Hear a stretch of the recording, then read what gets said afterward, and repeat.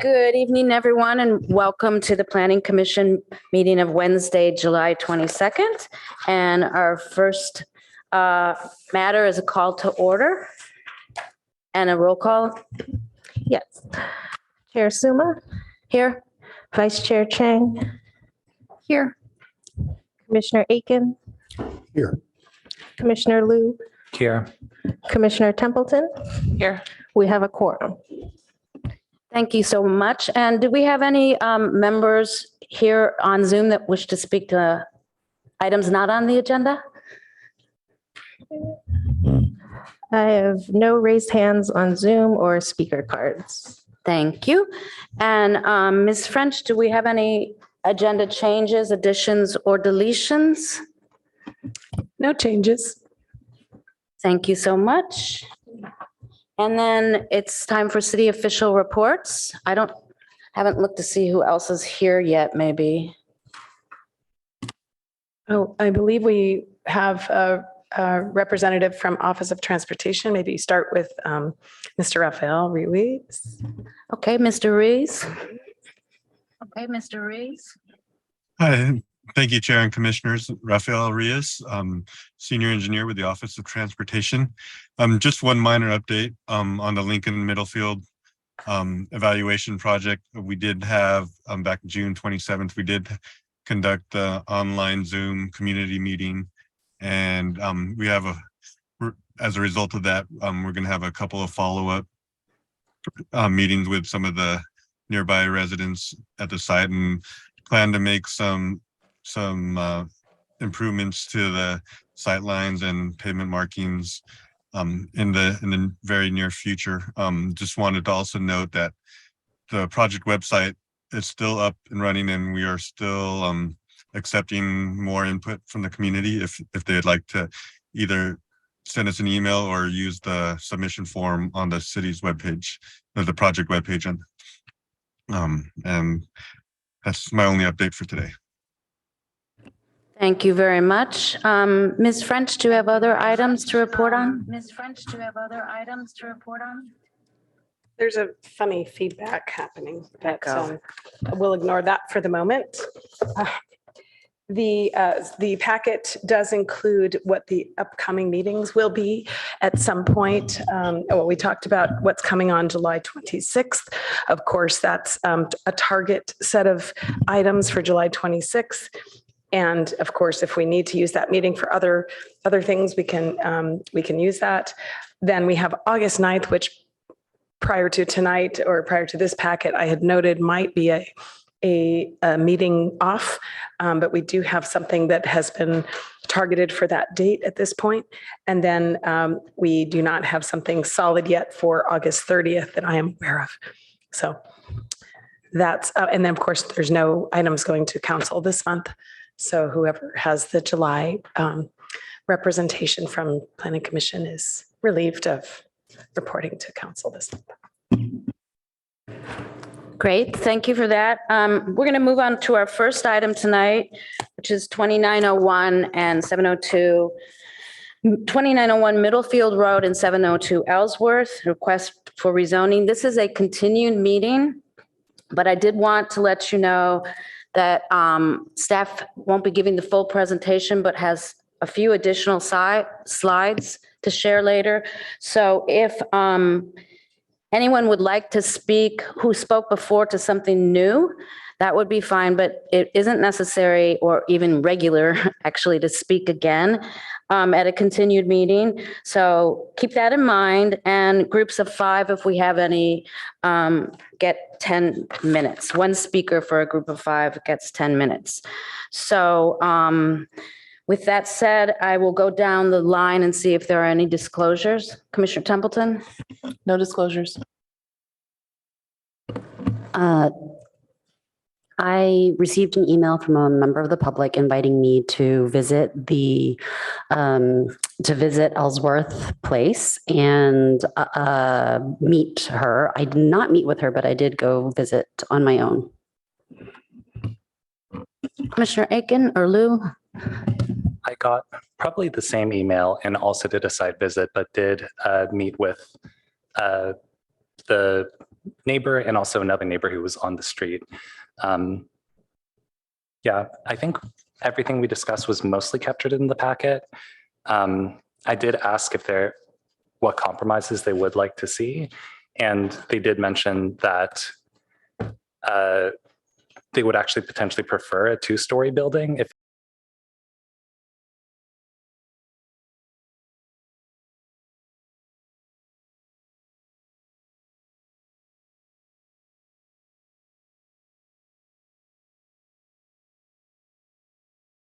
engagement, that she should continue to engage with staff, and rather than approaching the commissioners individually, approach us all together. Thank you. And I'll conclude disclosures. I did get a call from a member of the public, but I didn't learn anything that wasn't in the public record. So with that, we will go to Ms. French for a brief staff update. Thank you. One moment while I share my screen. Let's see, where did it go? Oh. Okay, that's weird. Okay. And here we go. Good evening. Amy French, Chief Planning Official, speaking in my lower register tonight. Recovering from being sick. So on the screen is the cover sheet for our slide presentation that was presented last time, with one difference, noting today's date and noting the motion that did occur. It was the second motion of the evening, and it passed by a 3-2 vote.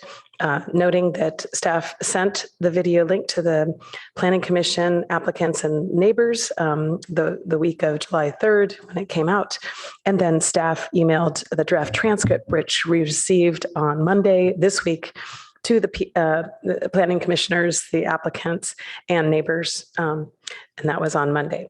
And I'll note before I commence any further, we did receive 3 letters today, which have been, I believe, put at places from the applicant team, 2 letters from them, and 1 letter from William Ross. Those were forwarded by email to the commissioners and are at places in case the commissioners have not had a chance to digest those. And I'll just note that in the past, it has been something that might be considered to take a break and a moment to read correspondence that has not been digested if it came the day of. So that's at the chair's pleasure. Next, I'm just going to pass through all of the slides that were presented before. This is the open items slide showing what staff believes are the open items. I know at some point there was discussion about staff should say if we've addressed it or if it's still open. So if you'll notice the trees on Mr. Dewey's property, we believe we answered that on June 28th. And the private street not owned by Palo Alto, we believe we answered that on June 28th, but here they are at the end, 5 and 6. So just starting with, and we do have our city attorney, Albert Yang, on the call as well. And I believe Garrett Sauls, in case my voice should completely take a turn for the worse. The first item there is code section 1838150, items A through E. The second one is commitments for Ellsworth Place widening.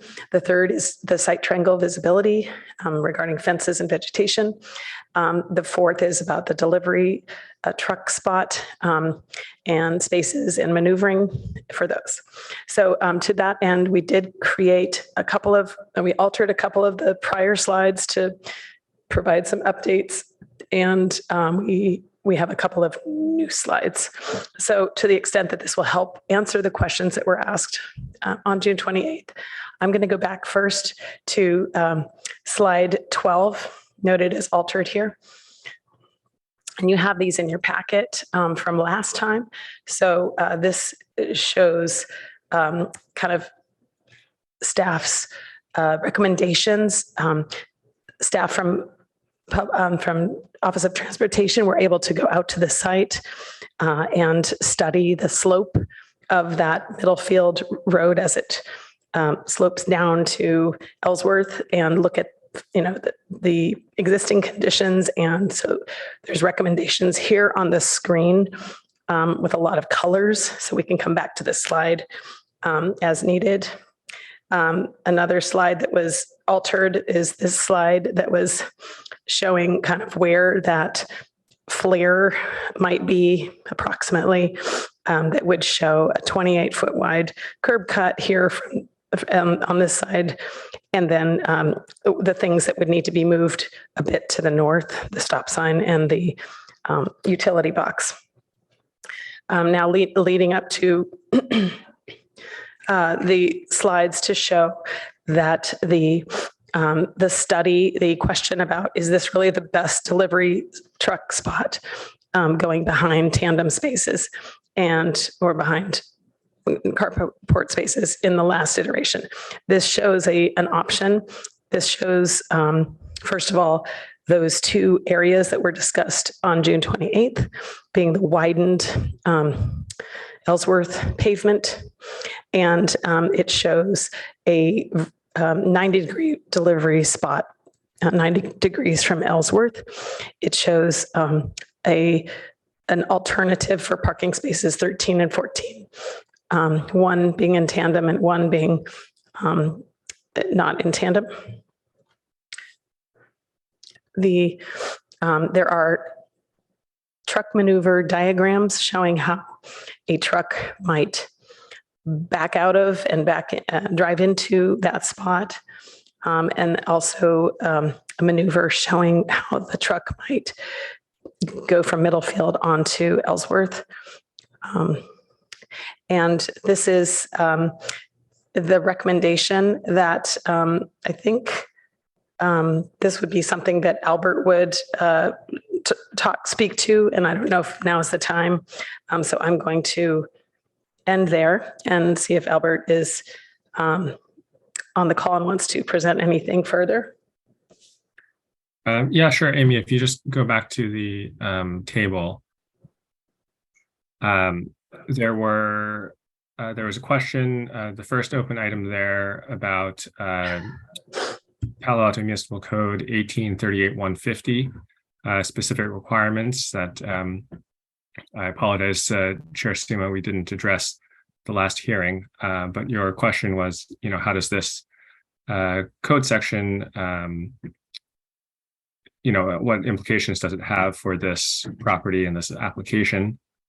So section 1838-150 provides for PC ordinances, certain maximum heights depending on the situation, as well as minimum interior yards and daylight plane regulations. And in the past and our ongoing application of this section is that the council may choose to exceed or deviate from those standards in a specific PC, because PCs are ordinances, as in the same way that that code section was adopted by ordinance, and so the city council may, in a specific PC, choose to deviate from those items. Thank you very much for that explanation. Did you have comments on other issues? Not at this time. Not this time. Okay, thank you. Ms. French, have you concluded? I think so. I should note, again, we have Garrett Sauls, who is on the call, as well as members of the transportation staff. And so I don't know if there is anything else to be added. We do have, they are at the ready for questions, regarding this site visit that was undertaken between meetings and the results of that. So if it comes up in questions, to pursue additional information. Okay, thank you very much. I was thinking that if we wanted to take a little time to read the two letters that we received this afternoon, we could maybe do that after we hear from the public and the applicant, because it'll kind of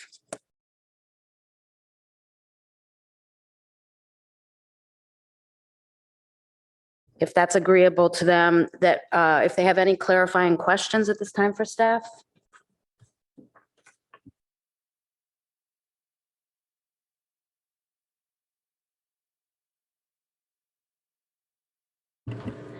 Not seeing any, I think we will open the continued public hearing. And Ms. Dow, do we have, what's the speaker situation look like? Yes, and we can give a couple seconds for those on Zoom. I received one speaker card from William Ross, who's here in person.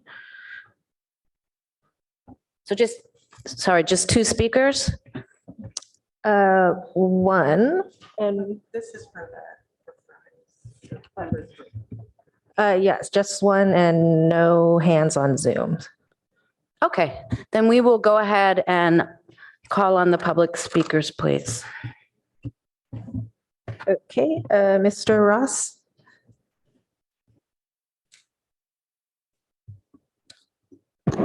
Good evening, Chair, Commission members, staff.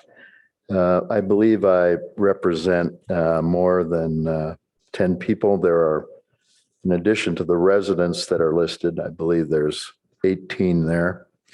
I think there are 4 people online: Chen Wang, Carolyn Garbarino, Kim Jackson, Pamela Van Fleet that could also be counted. So I would request 10 minutes.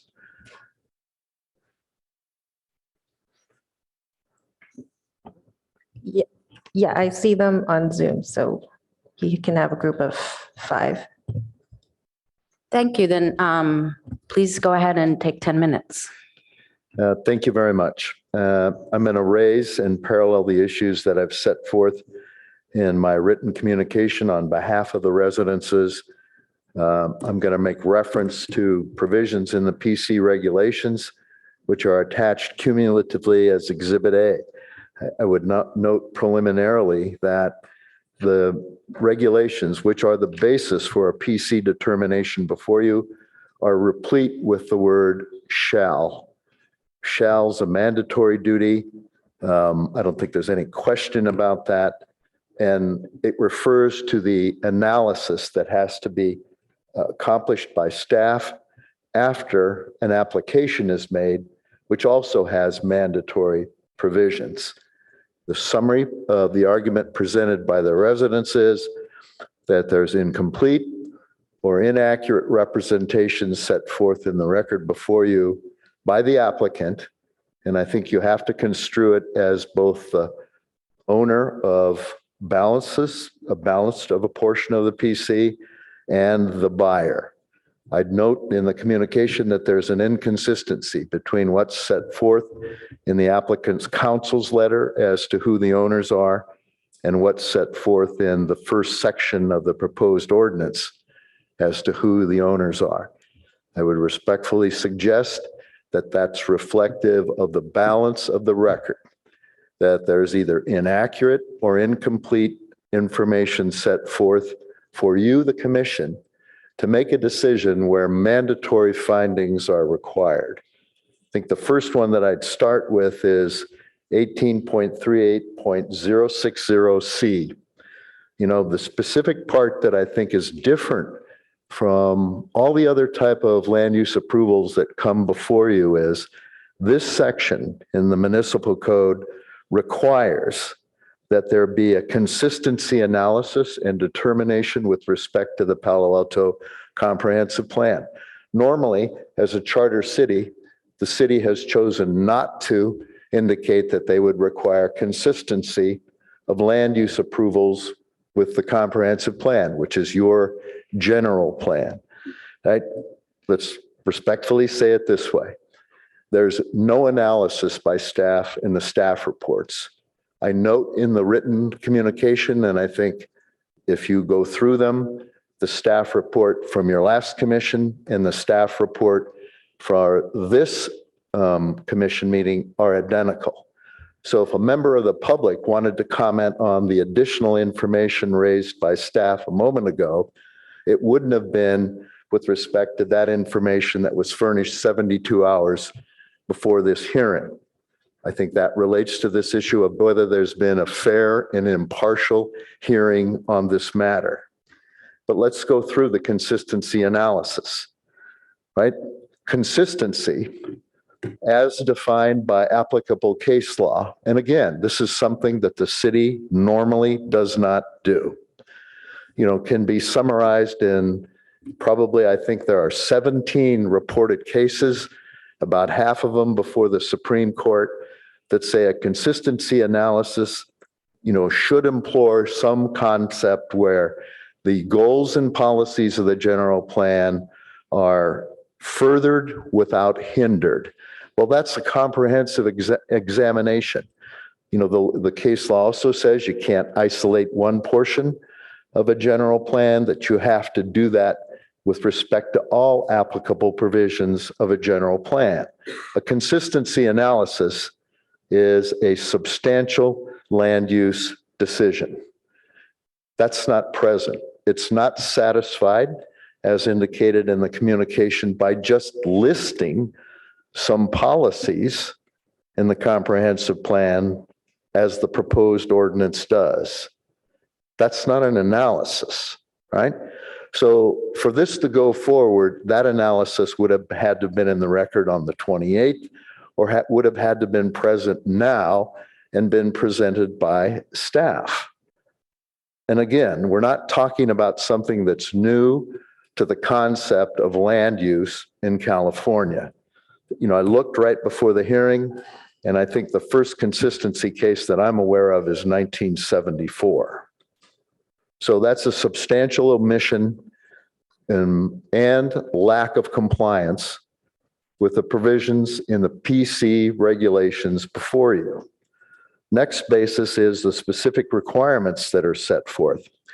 And I note in the communication, and it's legally relevant to the CEQA analysis also, is the extensive communication of adjacent residents constitutes substantial evidence.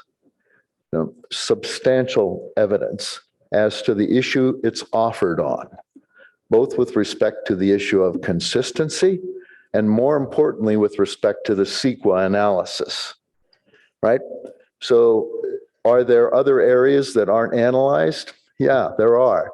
The application itself triggers the provisions of the Stream Bed Protection Ordinance. The Public Records Act request, which is finally completely contained in the record before you, there's an email from an administrative clerk at the Santa Clara Valley Water District about that. I find that unique because, like the provisions of the PC regulation, it also has the use of the word shall. And that obligation is an obligation of staff. Is it evident from the application? It certainly is. It's within 50 feet of a designated stream bed. It doesn't matter that it's a confined channel. There are exemptions in that provision, but those exemptions aren't applicable to a PC zoning request. So another specific mandatory section for PC regulation is not analyzed. Let's look at the CEQA exemption. I set it forth in the letter. It's stated in both staff reports again because it's identical, right? A starting point in any CEQA analysis, anybody like me will say you have to have a stable project description. It's not stable here. Why? One of the reasons advanced for this PC application is the supposed error in the general plan. I've set forth in the communication, and I'll say it here publicly. The error issue is irrelevant. Owners are authorized to apply for a specific plan amendment. So it doesn't matter whether it's Dewey or Handit. They're both authorized to apply for a PC amendment. Is there an error? If there were an error, I would think there would be an analysis by the city attorney's office about a liability, because there are several immunities. If I were a municipal attorney, I'd be advancing. The zoning state sheets itself say it's not to be relied on.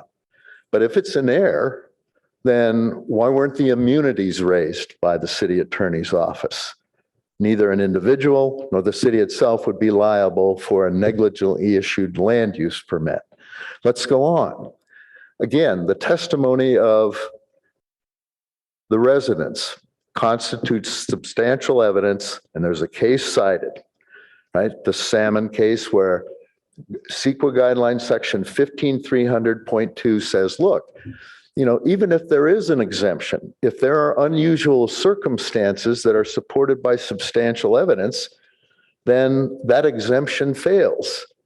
I also believe at the screening application in this matter, one of the council members said, I'm aware of traffic access and safety at the location, the intersection of Middlefield and Emerson. I think that's critical here. The exemption's not applicable. Staff should perform an initial study and an analysis. So keeping again within the 10-minute time frame, there are mandatory duties that haven't been complied with in the analysis of this. And finally, there's this issue, if you look at the PRA request response, this seems to have been decided offline. There's a communication that I put in as Exhibit C, where the principal planner, Ms. French, communicates directly with Kara Silver, the former deputy city attorney. I don't know whether that was properly disclosed in anything under what I call the ethics law, and asks her about a legal question concerning this project. That should have been directed to the city attorney. In short, this matter needs to be decided in a public hearing before you, consistent with these mandatory standards. They aren't present in the record. I think your commission should deny the application. Thank you. If there are questions, I'd be available to respond. Thank you very much. Do we have any other speakers? No, that's just the one. Okay, thank you so much. So I am. Oh, sorry. Well, Ken Hayes, but it's if he gets a rebuttal. I know that's what I was going to say. So please come forward for your rebuttal.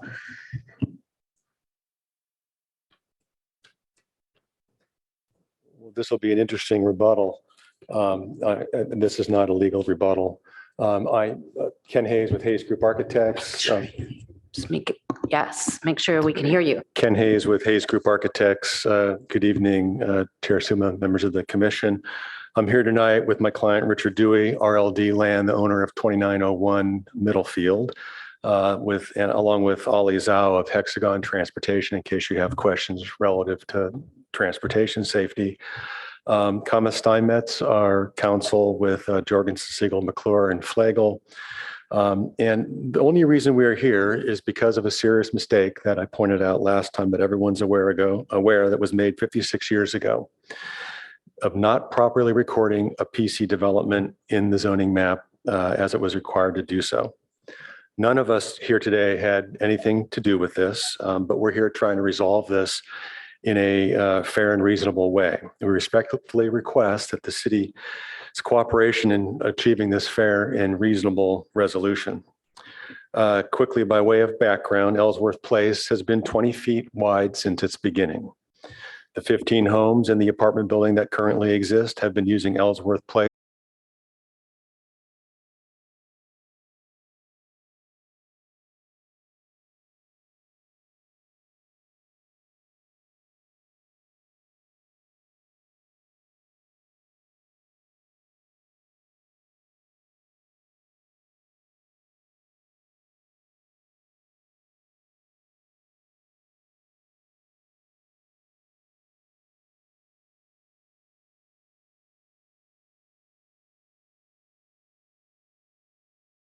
easement over a 20-foot by 100-foot strip of land called Ellsworth Place that heretofore has not been properly memorialized.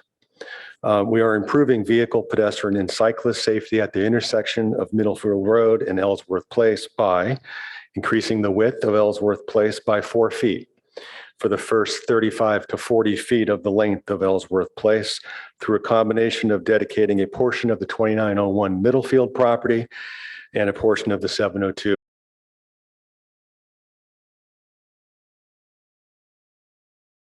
in those two extensions. We are removing and rebuilding a wider driveway apron 24 feet wide to match that width, with a throat at the street of 28 feet wide to aid in maneuvering.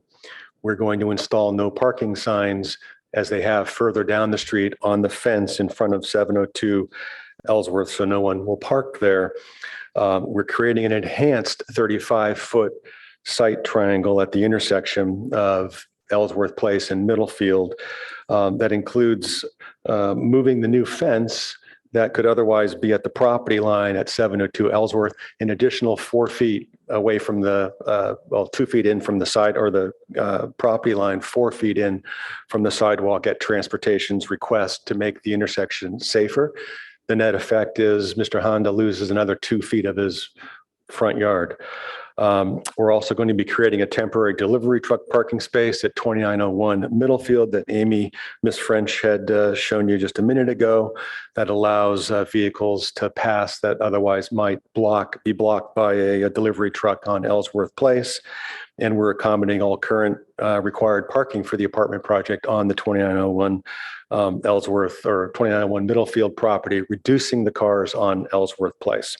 And lastly, we're allowing for the addition of a new 1,690 square foot single family home to add to the housing stock and furtherance of the RHNA goals of the city.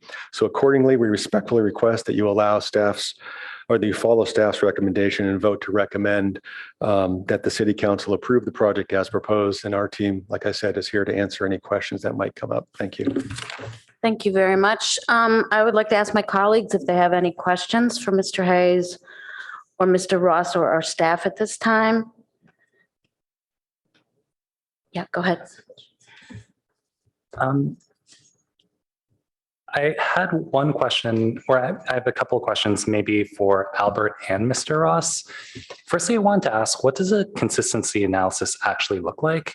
There were some comparisons to existing lots, existing homes, like existing kind of streetscapes. Does it need to be codified in a certain way? Like what does that look like?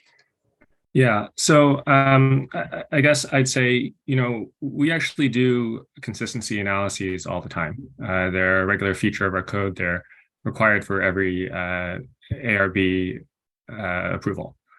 And the way that we've done it in this case is it's a part of the ordinance. And Mr. Ross may not think that that's good enough, but we disagree. That is the analysis that we have of consistency with our comprehensive plan. And consistency doesn't mean that it's consistent with every element of the comprehensive plan. It's that on balance, it is, it furthers the goals of the comprehensive plan. And so I think we feel we've shown that in the ordinance. Okay. Oh, sure. Thank you. Okay, I'll respond and say a consistency analysis is as stated. That's the authority. It's not merely setting forth the sections of the plan like I referenced earlier. What does it look like? If it's accomplished, the goals and policies of a general plan, here you call it the comprehensive plan, are set forth. And there actually is an analysis between them so that you say, look, here's a policy, for example, for neighborhood preservation. Here's a policy on transportation safety. And there is a mandatory duty to implement those policies, right? In Government Code Section 65103B. So there is an analysis, which usually is quite extensive, not a portion of a page, where those goals and policies are performed and analyzed by staff in a way that they can come to a conclusion that says, these policies are furthered, these are hindered, but based on that analysis, when they go through the mandatory 7 elements, which in the comprehensive plan are combined, I think there's 5, they then come to a conclusion of consistency. Mr. Yang is right in one portion of his consistency analysis where he says, there's no requirement that it's required to be consistent with all elements. That's why this balancing standard that I referenced in one of a multitude of cases is how that's accomplished. Once again, respectfully, I understand, and again, I think this is reflective of an institutional bias of the planning department, right? It's very clear what a general plan analysis is. You go through and you pick the relevant policies of the mandatory element of the comprehensive plan. Say, are they furthered or hindered by this development proposal, this PC amendment? Once again, respectfully, that's not present. Thanks. Any other Okay. questions? Yeah, I realize asking legal questions is dangerous. I would like Albert's recommendation on how we actually move forward. So we have all the facts on the ground. The legal arguments, I have no expertise or ability to comment on.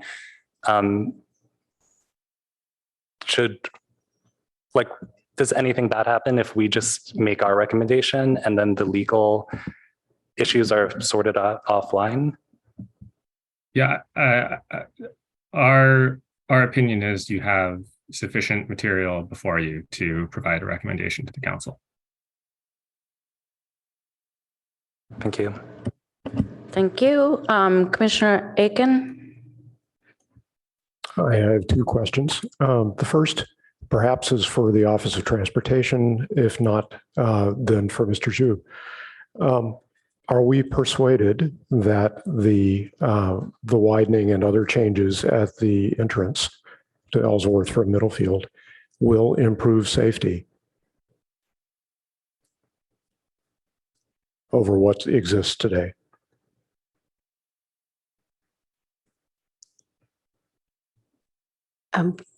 Hi, this is Amy French, Chief Planning Official. I don't know if we have, okay, and I can, Sylvia, I can put up slide 12 if that will help tell the story.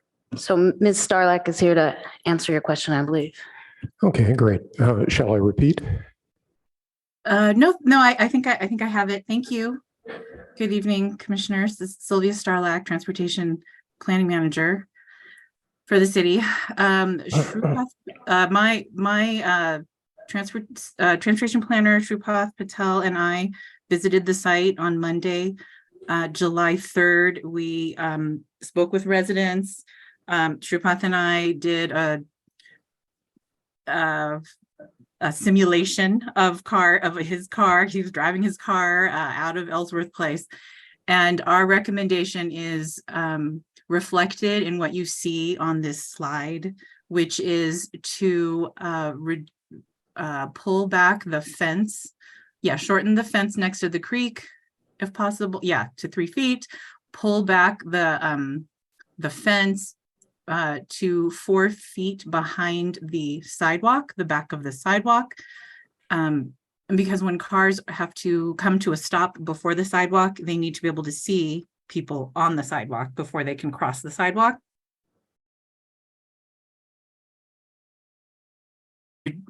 Eliminate the vegetation that is overgrown at the corner of their site at the creek. And I think, and the driveway widening will allow for an easier turn for vehicles when a car is at the exit.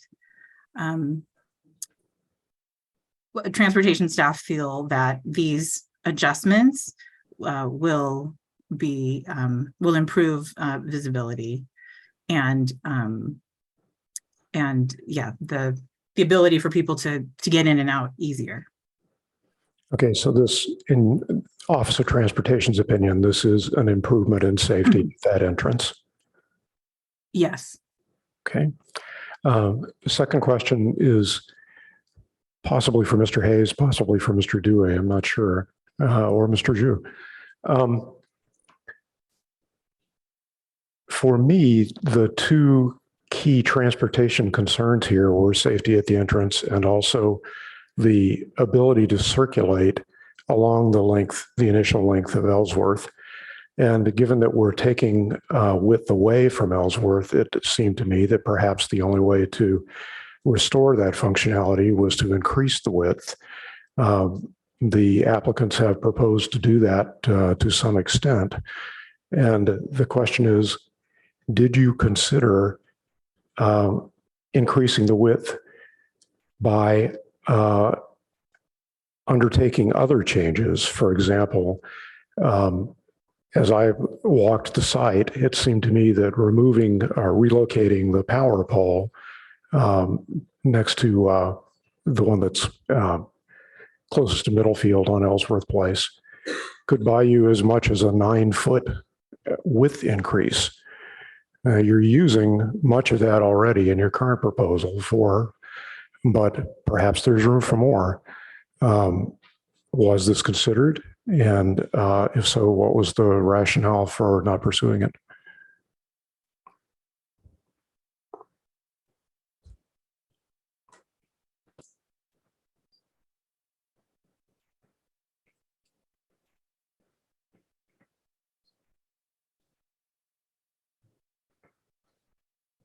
So we looked at the power pole quite closely. We tried to get a hold of Palo Alto Utilities. Probably, I don't know. I probably have a half a dozen emails to them with no response. But that pole is sort of the end pole. It has guy wires that come down that help counteract the forces of the line of power that strings entirely down Ellsworth. So based on that, we just figured it's not going to be possible or within the sort of the means of the project. However, we are having to relocate a cable utility box, and we don't really know what the implications of that are at this point because we've not been able to get the cable folks out there to tell us what's in that box. But here we are agreeing to widening the street on that sort of Ellsworth Place on that side by 30 inches.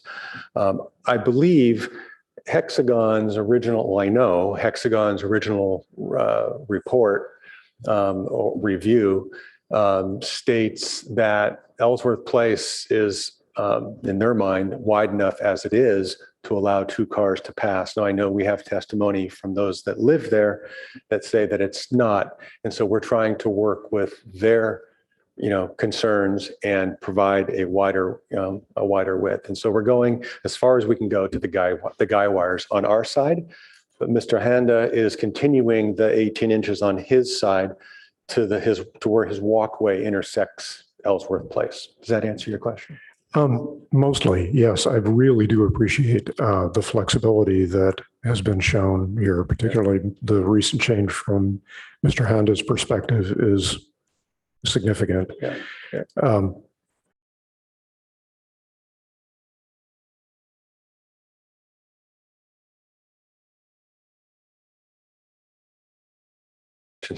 Yeah, as well as the guy wires for supporting the pole string. And if I may, I'm Camus Steinmetz, legal counsel to the 2901 Middlefield applicant. Just to correct for the record, I think you mentioned there would be a reduction in the width of Ellsworth Place. And just for the record that the width is 20 feet, there will be an increase in the width, the proposed increase. And the apparent extra width is a private parcel that's private property and not part of the Ellsworth Place. Right.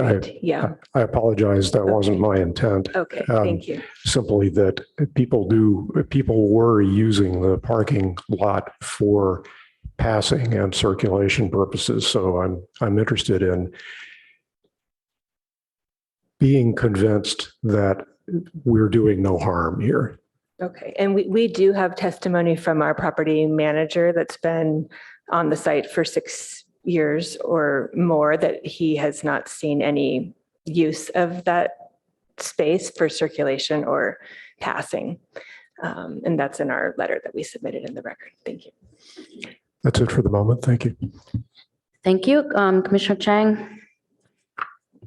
Thank you, Chair. I had a follow-on question for transportation for Ms. Starlack. She there? Ms. Starlack, are you still with us? Yes, I'm here. Hello. So you had mentioned in response to Commissioner Aiken that you believe that there was an improvement in safety. And so I wanted to ask you, an improvement in safety over what baseline? Over the current state where there's a parking lot, or over the current plan prior to your adjustment of moving the fence and contacting Valley Water and Over the current plan. okay.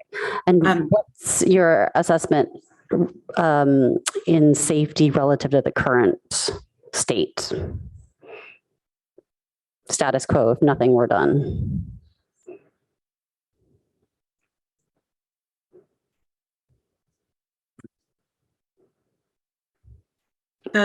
Currently the visibility, I'm just speaking about the visibility right now. It could be improved, like what's existing could be improved because the vegetation, because of how the incline is and how a car is screened from any kind of vegetation once a car is up on the, is approaching the driveway, approaching Ellsworth Place. The Valley Water vegetation and the vegetation that currently exists on the site and in the planter strip actually screen an exiting vehicle. Okay. So that needs to be improved. Got it. Okay, great, thanks. Then I have another question about the site triangle and speeds of the road. And this is a little bit of a follow-on question to one that was asked by, I can't remember which commissioner at the last PTC meeting when this item was discussed. When somebody had asked, the site triangle of the 35-foot site triangle is designed for certain speeds, and also it's designed assuming that the grade of the intersection is all the same. And this particular situation is a little bit unique because Ellsworth slopes down from Middlefield, as well as Middlefield itself is sloping at that very close to that intersection. And then in addition, when I did my own site visit there, the city has installed those little radar meters, whatever, telling people to slow down because that section of Middlefield has people, drivers traveling very, very quickly. So, it blinks slow down at you and then flashes what speed. So as I stood there for 5 minutes, I watched numerous cars travel at 40 miles an hour. Ask you with respect to what implication does that have for what the site triangle should be if cars are traveling at 40 miles an hour sometimes, and also if there's this the intersection is not necessarily at grade. So those signs are called speed feedback signs. Okay, sorry. Thank you for the technical term. Speed feedback signs, and that condition that you're the condition of cars speeding and driveways on that road, exists up and down Middlefield. So it's not unique to this location. The site triangles, that analysis does assume that everybody's at the same grade. And that was why going to the site and seeing it for ourselves was important. There's always an element of engineering discretion, and context sensitivity when you do something like this. So that is why our recommendation or our suggestion was to adjust the fence height and location as is indicated in the drawing. Thank you. Commissioner Templeton? Thank you. So first of all, thank you, Ms. Starlack, for being present to answer our questions today. It's very helpful to hear from you. I had an experience this weekend where I went to friend's property that was outside of Palo Alto and had a very long driveway off of a major road. And as I was pulling up to pick up my daughter, I saw a delivery vehicle there. And so I was, of course, thinking about this project and watched what they did. And they didn't go onto the private property. They parked in front of, but alongside what would be the equivalent here of Middlefield. And as we talk about the delivery process here, I definitely don't want that, right? We don't want the delivery trucks blocking Middlefield. But also we heard from people last meeting that were describing the number of small children that play at that intersection. For better or for worse, what they should or shouldn't is not for me to say. But if we do have delivery vehicles circulating there, and our proposal is that we have them pull in and then pull back out for turning around purposes, I'm wondering if you could bring that up, that'd be great. Thank you, Ms. French. I'm wondering if this is optimal, given that isn't that possible to drive through to Sutter instead of turning around if they turn in to where you have the green space on the design? Is that possible to go through? I guess depends on the truck size. I'll bring up the other slide that shows the site at 2901 Middlefield. Well, nonetheless, just while you bring that up, the delivery person was able to traverse the length of the driveway that's longer than this road and drop off the package. So I think, yes, I would be hopeful that we could find a positive forward direction. Most delivery vehicles prefer that just for safety reasons, rather than requiring them to back up. That's a side note. It's not a deal breaker here for me, but that is what I'm, as far as safety is concerned, recommending for you guys. So to have a circulation that's forward. Regarding the safety improvements at Ellsworth and Middlefield, I'm satisfied with what has been proposed here. I've driven the area. I don't find that the slope then again, I grew up in a hillier place, but I'm not too worried about the slope. The slopes.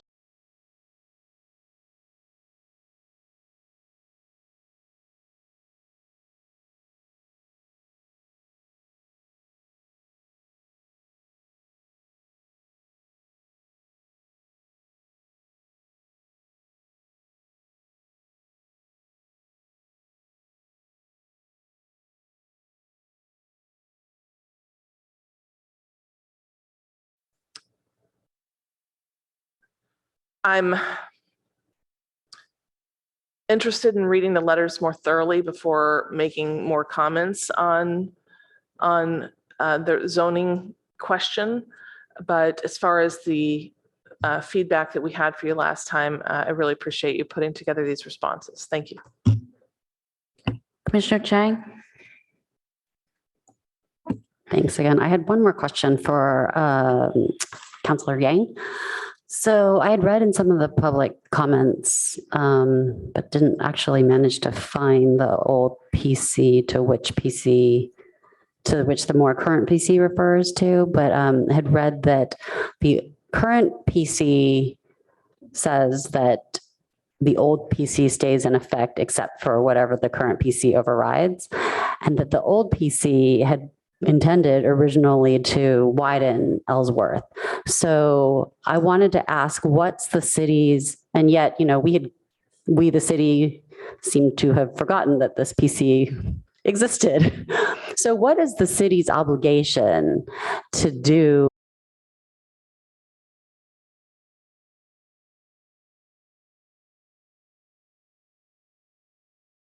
to task? If my question is. Yeah. So that older PC is PC 1810. Yes. And it doesn't say very much. It shows that The land shown in the development plan attached here too is rezoned as PC, and the development plan is approved, subject to the condition that the driveway to Middlefield Road be modified. So then you would look at the development plan that's attached to see,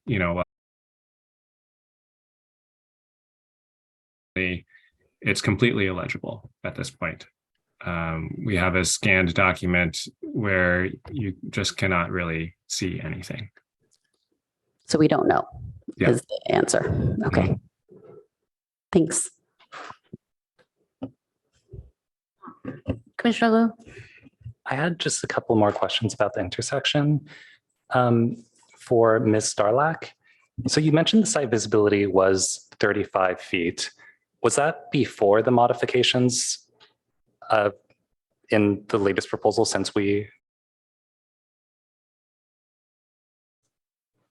So I might need your help, Shripath, for this. I mean, I think the analysis was done, but but I don't think it was done on site.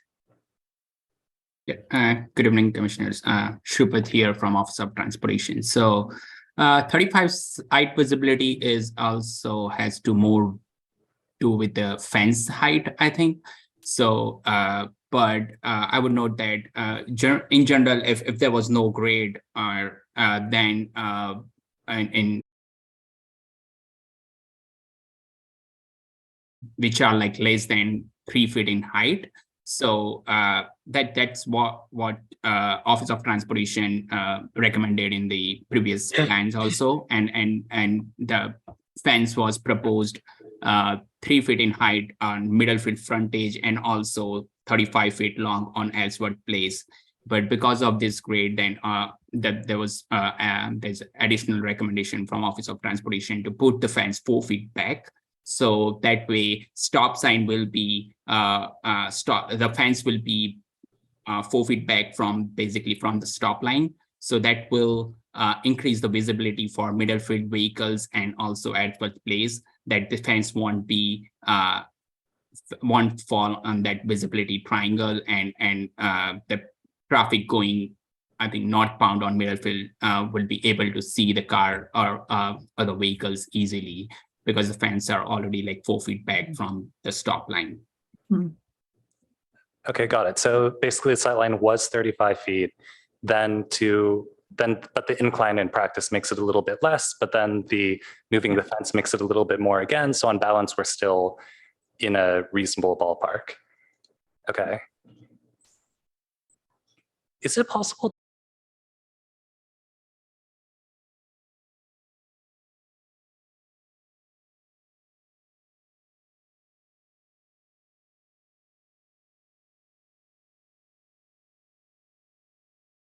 More about like driveway and fence, but there is another side distance called stopping side distance. So I think in the transportation study done by Hexagon, they have also mentioned that is based on the speed on the main street, and basically based on the street. I think highway design manuals have more guidelines that if there is no grade in the discussion, then based on the speeds, stopping side distance could be anywhere between like 100 feet to 250 feet.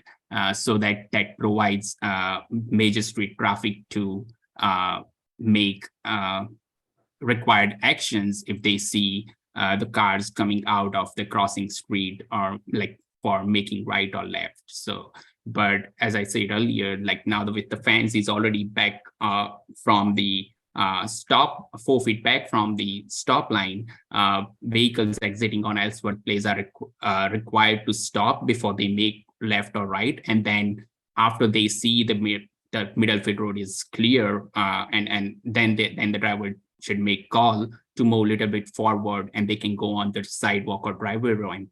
And then after that, once they check back on the Middlefield Road, and then they should make left or right. That's how the driver behavior when they're crossing major street. Okay, thank you. Thank you. I really want to sincerely thank everybody who came here today, especially the speakers. And I think we have a difficult situation in evaluating Mr. Ross's opinions because it is opposed to how our city typically does things. So I don't think we can resolve all of that today. What I would like us to resolve is to move forward with a compromise that serves everybody's interests, and that means all 13 properties on Ellsworth Street, plus Mr. Dewey and Mr. Handa.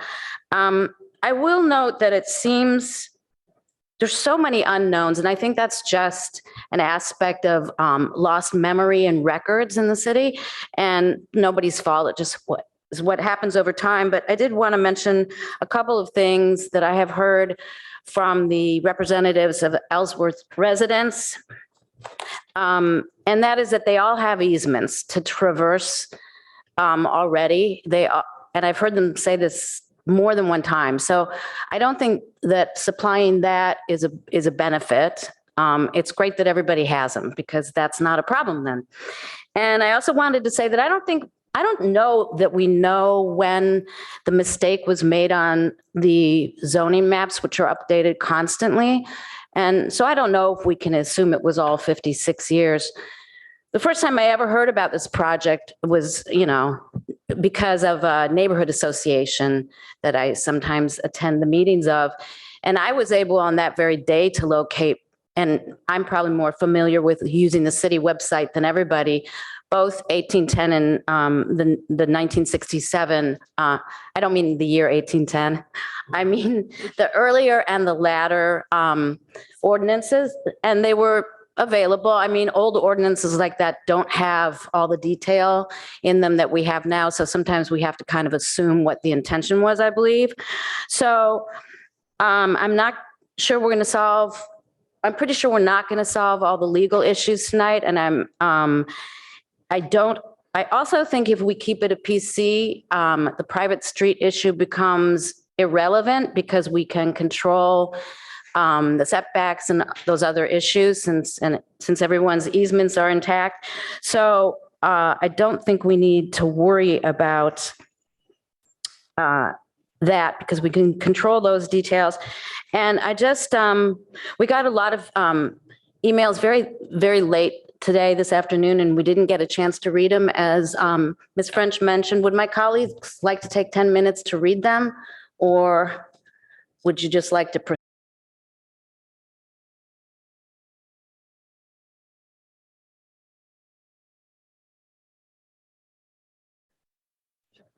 Okay, so we are going to take a 10-minute break so we can give your hard work the thoughtful review it deserves, or at least a quick 10-minute review, and we will be back.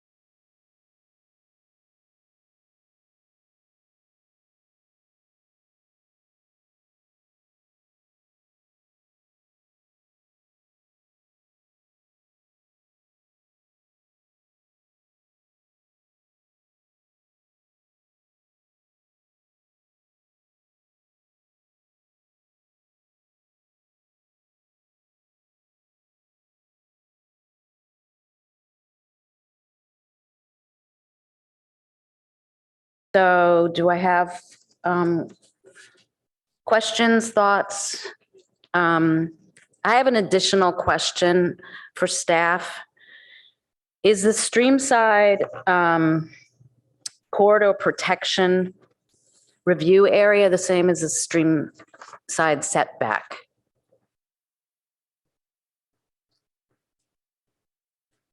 And that would be 184140. We'll have to give it a minute. Okay, we'll take a minute and think about that. Any other questions? Anybody want to make a motion? Comments? Oh, yeah, of course. Go ahead. Sorry. Commissioner Chang.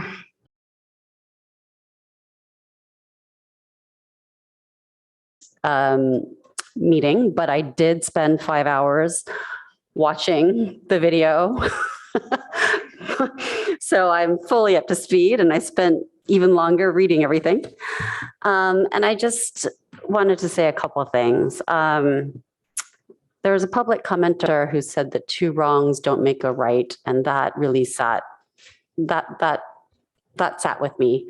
In other words, that there was an error on a map, and the map says, don't rely on this to make your decisions. And that being said, I feel very badly for the applicant because they find themselves in a bit of a pickle. But even though that's the case, there's a lot of reasons that the neighborhood's very unhappy with this. So I'm hoping that there is a way to find a compromise here. At the same time, we as the commission are tasked with making sure that a PC shall be compatible with existing and potential uses. So there's the current use as an existing use. And so we need to be cognizant of whatever the existing use is. That's something that our code says in PCs. And we also often say up here on the dais that safety is paramount. And so I want to make sure that we walk the talk, particularly because there's a school across the street. The Winter Lodge is right next door. There's a yoga studio on the other side. Kim Grant Tennis is there. I've biked there. It's harrowing to bike there, which is why you see people biking on the sidewalk there. When I did my site visit, 2 people biked by me. People drive quickly there. As I said, it was 40 miles an hour repeatedly. There were also some very respectful people who drove 25 miles an hour, but many people blew by at 40 miles an hour.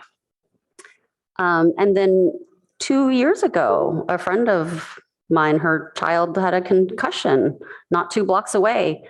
He was crossing Middlefield in the crosswalk on the green, and somebody ran a light because the sun was in their eyes. So this is just a harrowing stretch of road that is heavily, heavily used. And in our comp plan, we say that we want to really make this like a pedestrian and biker friendly area because Midtown Palo Alto is an area that we want to make like a vibrant, CN neighborhood. So I just really want to be, if Palo Alto grows as we want it to with all the additional housing, there's going to be more pedestrian, more bikes, more car traffic, more everything there. And so we just need to be careful about what we're doing. I'm also concerned. I heard a number of commissioners last time raise the issue of what happens to this parcel if we follow the staff recommendation and make it a standalone R1 parcel. And then we lose control over it in the future. And it's such a weird spot where prior city councils had said, we don't think this parcel is actually an appropriate place to develop a residence. And granted, times have changed, and maybe now with all of our desires to have housing, we would love to see housing there.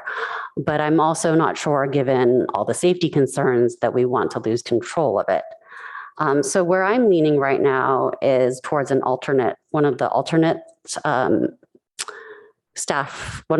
choices in the staff report, which is to keep it within the PC, but to allow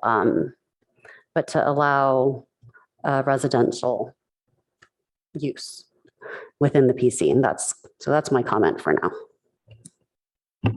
Commissioner Templeton? Thank you. I have a lot of maybe mixed thoughts on this property and what we've been asked to do.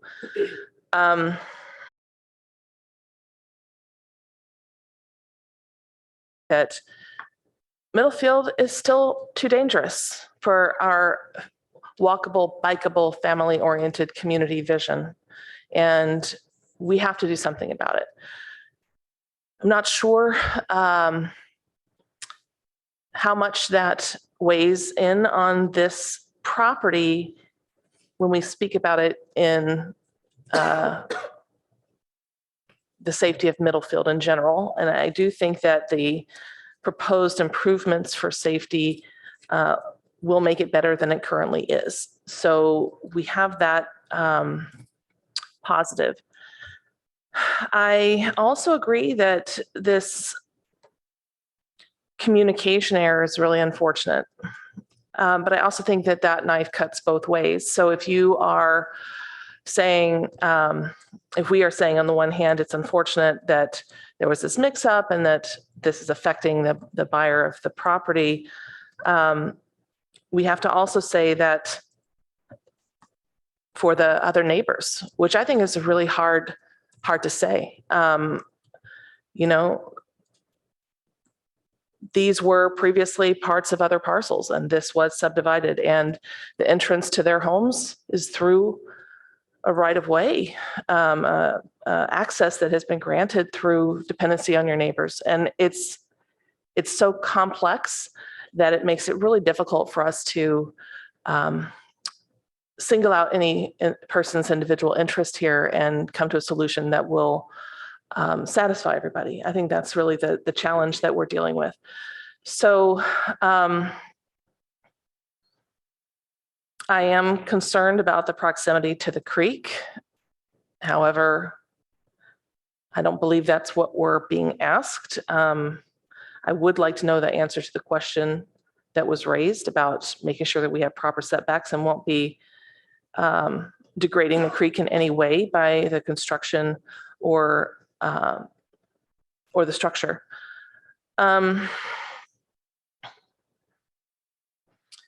How I'm leaning, my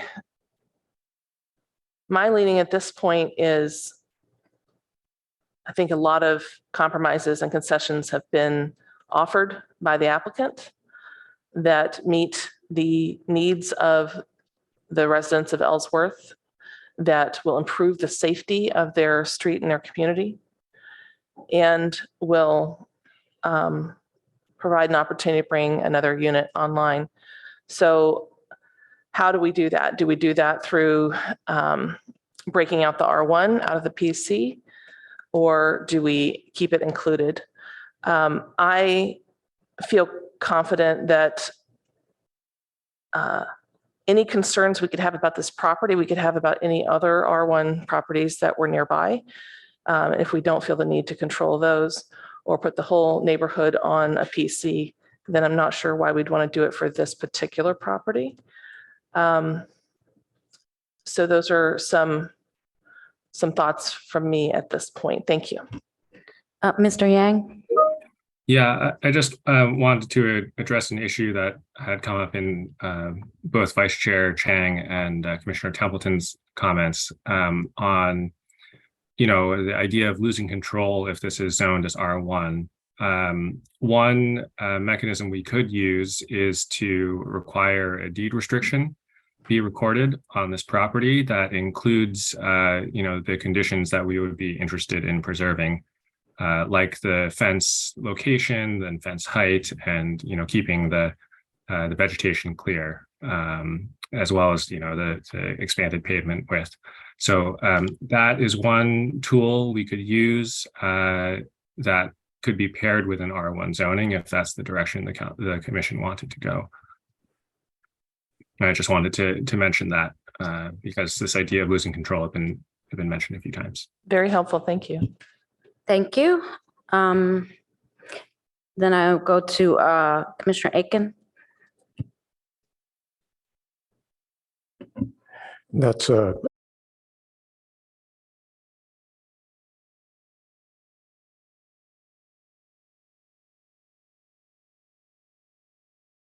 and if I understand the PC process correctly, one significant advantage of sticking with PC in this case would be that we have a set of plans which we believe are acceptable to all the parties that have a stake in the decision. And rather than have to enumerate a set of restrictions that may yet turn out to be inadequate, we have a plan that we can deem adequate today. So my inclination is to lean towards retaining the PC designation and amend it. On a general issue, this is taking place in the context of changes in state policy that reduce the viability of private vehicles in almost all contexts, and so far haven't provided adequate alternatives. So this kind of problem is going to come before us again and again as parking disappears, for example. I think of the folks who live on Sutter who are going to deal with the spillover from at least guest parking, if not delivery parking, because we've made it more difficult for those things to happen on Ellsworth. Repeat this enough times and you have a serious cumulative impact. Nevertheless, for me, I think this proposal has crossed the line from something I was not willing to accept to a compromise that I could. So that's where I'm feeling at the moment. Thank you. Commissioner Liu? A quick question for Albert. Is there, what are the practical differences between a deed restriction and a PC zoning? Just for whatever motion we make tonight.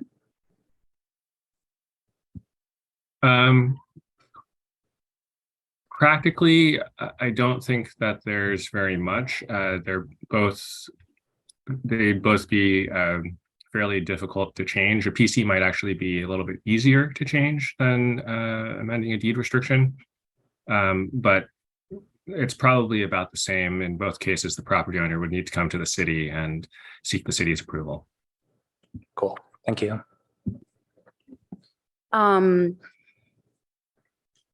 Ms. French, did you have the answer to the stream side setback? Time. Yes. So there was a little bit of confusion as to whether you had said streamside protection corridor, which is the title of a section of the code, versus the other, which is the streamside.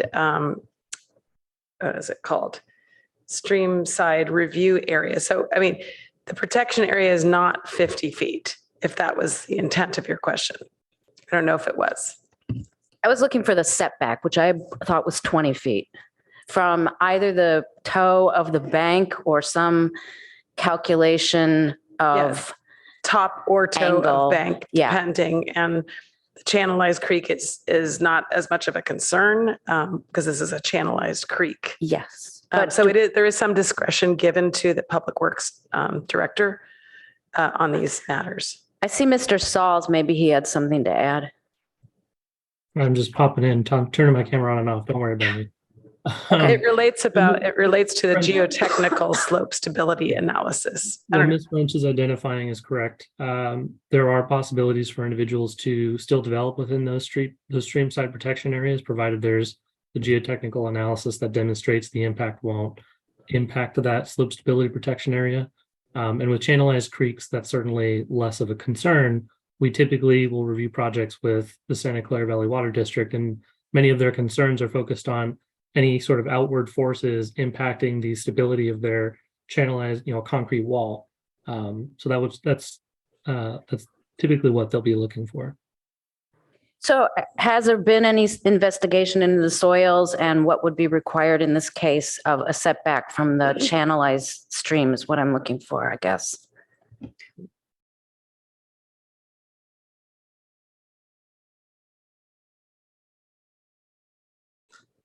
Because it wasn't R1 zoned. So that kind of thing would be reviewed at the building permit application phase for constructing a home. Okay, so that comes later in the process is what you're saying. Okay. Thank you. And then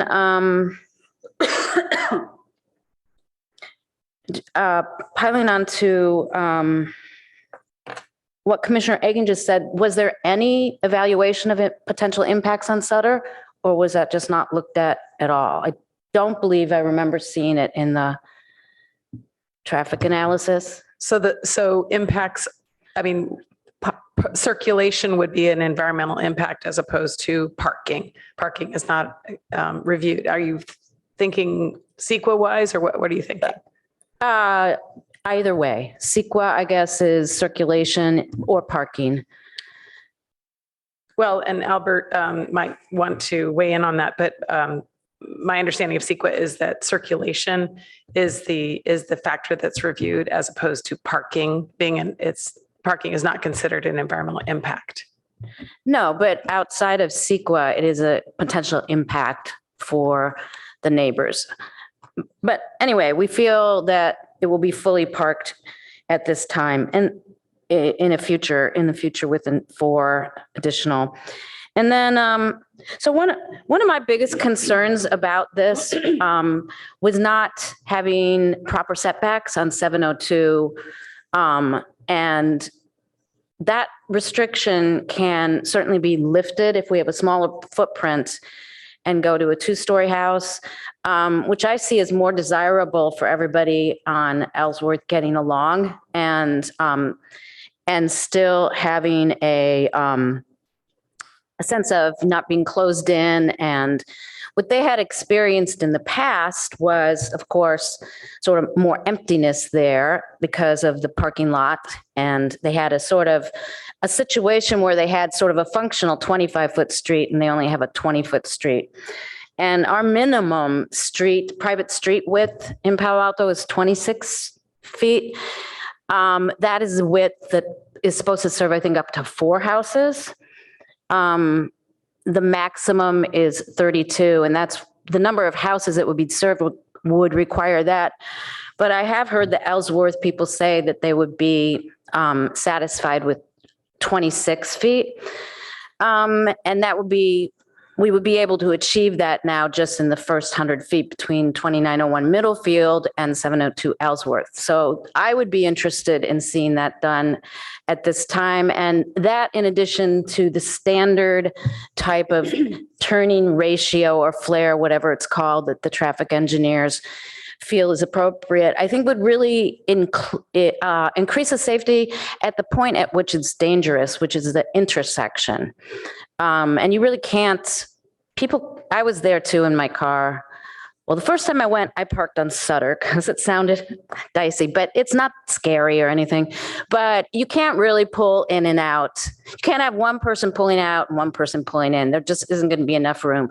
So what I heard from the residents was that would improve the situation enough for them. And I think it's a compromise because it is less than our standard. So, and I would like to also establish setbacks for the house that allow the house to go up or down if appropriate, but not be such a big footprint. And the Ellsworth setback for 702 is kind of a mystery to me because it cannot be the regular corner lots situation in Palo Alto because it would take up too much of the lot. And that's one of the advantages of a PC in this situation is because we have an ability to, without going through a variance process, just set that. But I don't know what it should be. And some of the houses on Ellsworth, I don't think there's a standard. Some are close and some are further.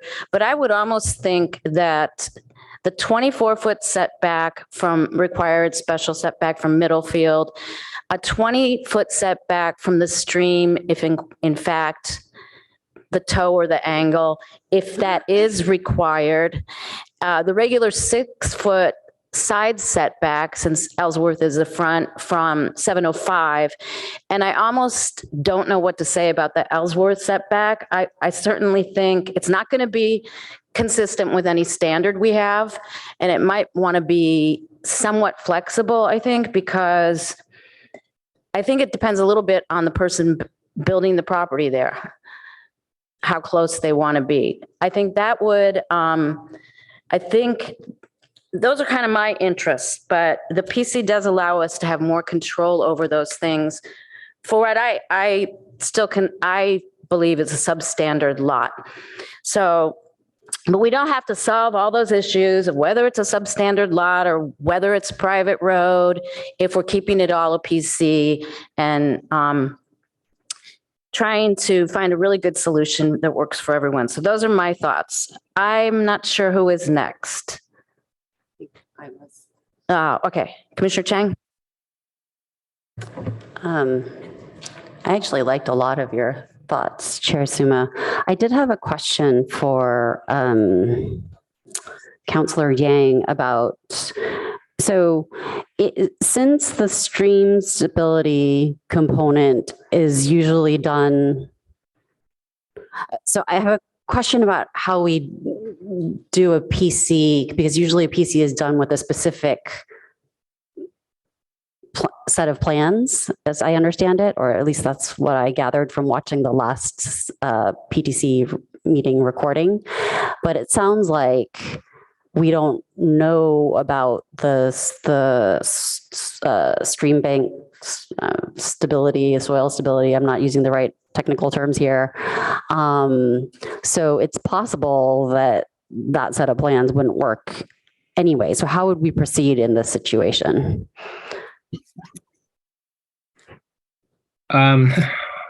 Well, there's, one way is to sort of have the set of plans that's before us be the development plan, but have it, conditioned that it will, if necessary, it'll be modified to accommodate whatever, stream slope stability analysis that's performed. Okay. And then I guess it would depend on who you wanted to review that accommodation, that change. It could be the planning director, it could be, a subcommittee of the PTC or something like that.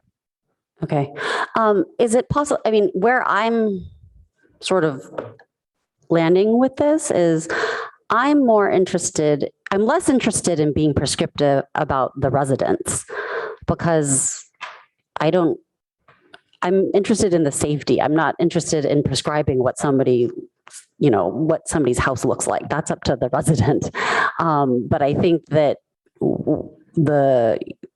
what the applicants have already been flexible with, we want to preserve some of that, as well as some of the additional concerns of the neighbors. We want to preserve those things, as well as some of what Chair Suma mentioned about as a city, we prescribe that the minimum width of a private street serving more than 4 residences is 26 feet. It's actually supposed to be 32, I think, is the minimum, but we can go with the director's discretion, we can go down to 26, I believe. So,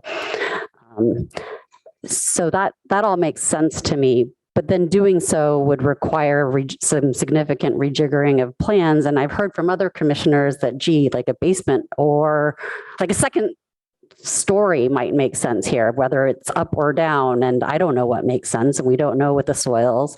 So I would rather be prescriptive about the intersection and the street than about the house. And so could I try and, well, I don't want to, I know that, right, I know there's other light.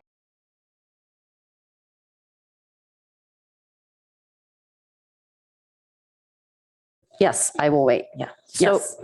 thank you. We'll go to Commissioner Templeton and then Commissioner Liu. Sorry, that's legacy. Oh, okay. Oh, thank you so much. I appreciate your flexibility. So, Mr. Yang, can you please speak to this 26-foot thread we have going on? Because that's surprising. And I want to make sure I understand exactly what it is from your perspective. We're talking about the street width. Do private streets need to be 26 feet wide? Yeah, so new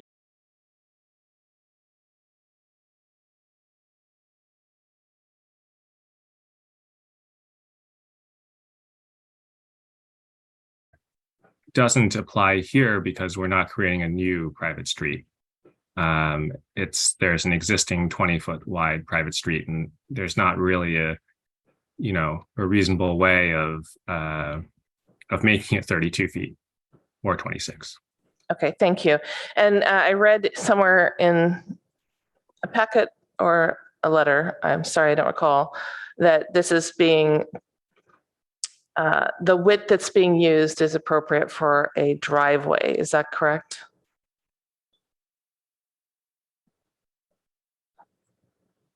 Is that where the 20 feet comes from? That's not something I can answer. Yeah, I believe that, multiple family residential, apartment buildings and such can do a 20-foot driveway. I believe that was an Office of Transportation staff comment. Thank you. I appreciate the minimum dimension for a two-way driveway is 20 feet. that. Is very helpful. So now we understand where the numbers are coming from and why it's not the same as the road or street numbers. Personally, just to, I don't know why we would make the road width so different at this property without also requiring all the other properties to expand. It feels very unfair, and that it's targeting a single property, whereas this street abuts many properties. So I feel that's unfair. That said, we have talked, it looks like the proposal here is 24 feet. So I think that is a compromise between 20.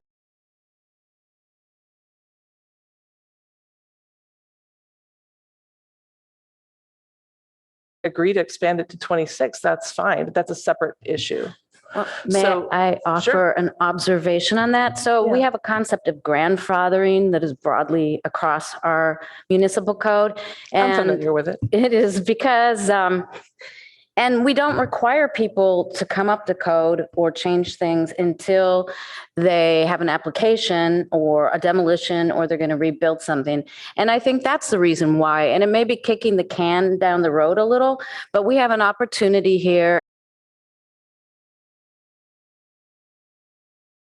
in 702 that are going to have substantial benefits from allowing this PC change financially and maybe in other ways. I don't know what's, I don't know what's in their head about it, but certainly financially. And so I think it's reasonable unless it is absolutely 100% impossible. And I know that utilities can be relocated. And I just think it's an opportunity. I think it's a great opportunity for 702 also to have a more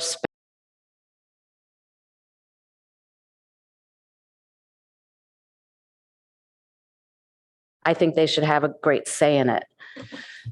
And it's absolutely fine. We may disagree on this. We're talking about 1 foot on either side, so it's not a major disagreement. My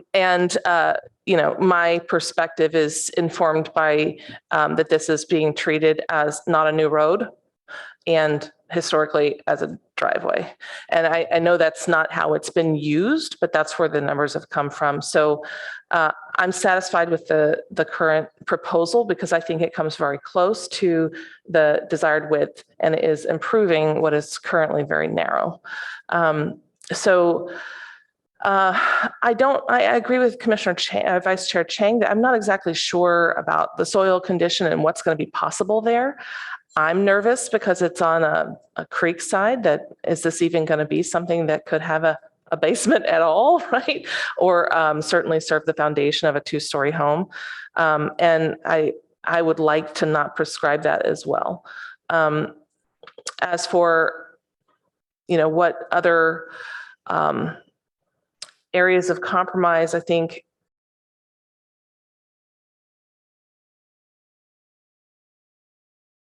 safety of the residents and their children and people who use the sidewalk, because it will be expanded as well. So I'm very hopeful. Again, with the PC versus R1, PC is an option. I still feel uncomfortable given that this was stated as an R1 by the city and has neighbors who were R1. I hate to tie this property in perpetuity to the property across the street. I'd like to sever it because that's what the applicants seem to want. Thank you very much.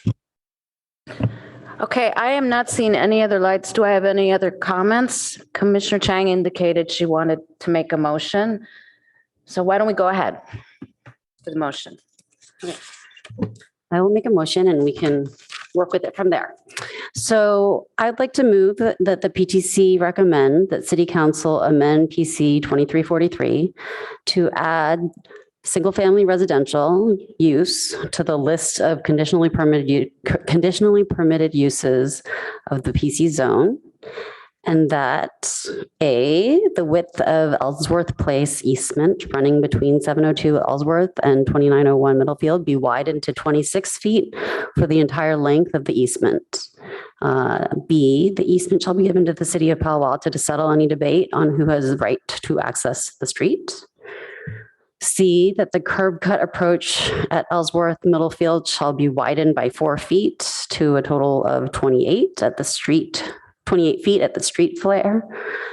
D, that the 35-foot site triangle for the Ellsworth Middlefield intersection must not be obstructed by vegetation, fences, or other objects with heights greater than 1 foot. E, that 4 additional parking spaces shall be provided on 2901 Middlefield. F, that a temporary loading zone for delivery trucks shall be provided at 2901 Middlefield. G, that green waste garbage enclosure and pickup for 2901 Middlefield shall be moved off Ellsworth, and that 2901 Middlefield trash pickup shall be moved from Ellsworth to Sutter. And H, regarding setbacks, that the 24-foot special setback on Middlefield shall be observed. 2, that the creek setback will be observed according to stability requirements. 3, that the front setback from Ellsworth is determined based on safety requirements as reviewed by the planning director. And 4, that the standard 6-foot side setback is observed from 705 Ellsworth. And so that's my motion. And I felt pretty strongly about keeping the parcel within the PC because this was a PC. I know sorry. Okay, I will wait for it to be seconded. Sorry. Do we have a point to clarify? Ms. Dow, were you able to capture all of those? I think there was A through H items and then 3 or 4 sub items within H. So that maybe we can share it on the screen and everyone can be sure to respond.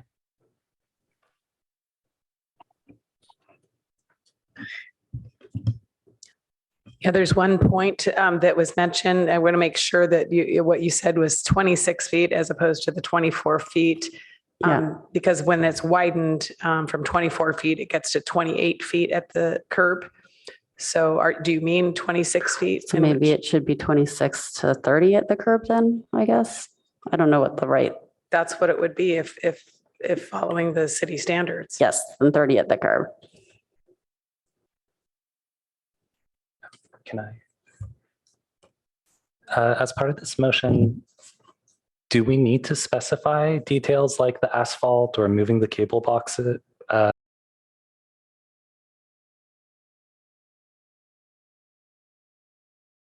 Ask if, first of all, is this motion correct? It looks like there's a blank line. Is there something missing? I think there's things that are missing. So Yeah, so if you can correct the motion, and then I would ask staff to highlight the ones that are not part of the staff proposal. So we know the delta between what you were proposing and what she's proposing. So the width of the Ellsworth easement be widened to 26 feet.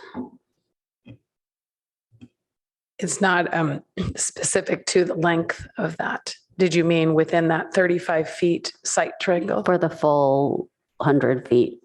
I don't know if the parcel is exactly 100 feet, but for the full It length. is. Yeah.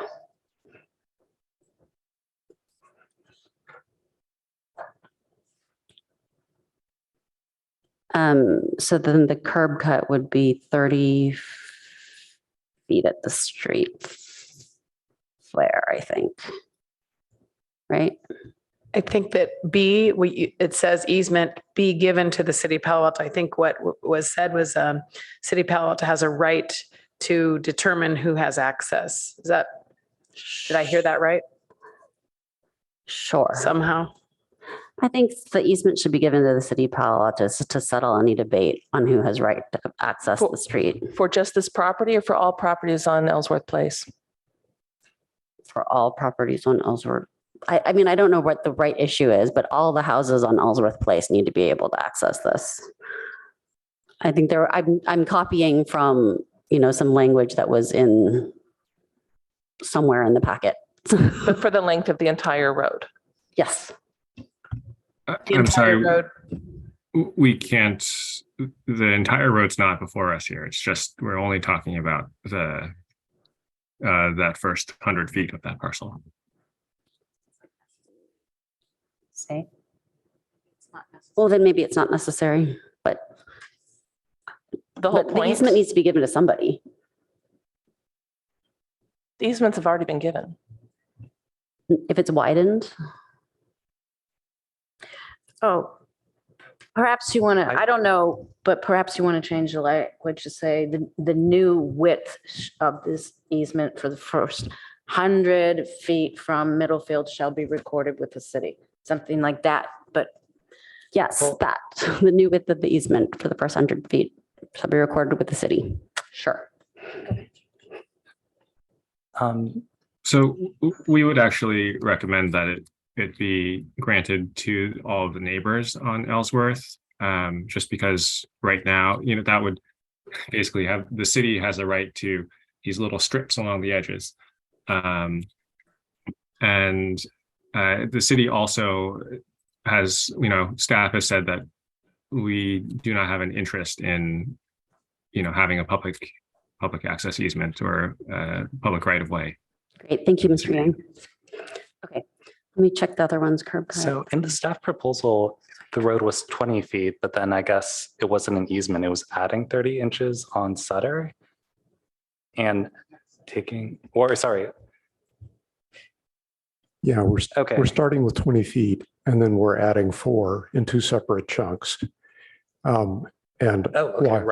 Right, because of the PC. While I'm all in favor of making it wider, I think we had the discussion with the applicant and it may be very difficult to make it wider. And that's not what's being proposed by the applicant. So I just wanted to be clear that that's what we're proposing. That's what I'm proposing because I'll speak to it in a second and we can go backwards and we can play with this, but then for D, that the site triangle not be obstructed by plants or fences or any other objects taller than 1 foot.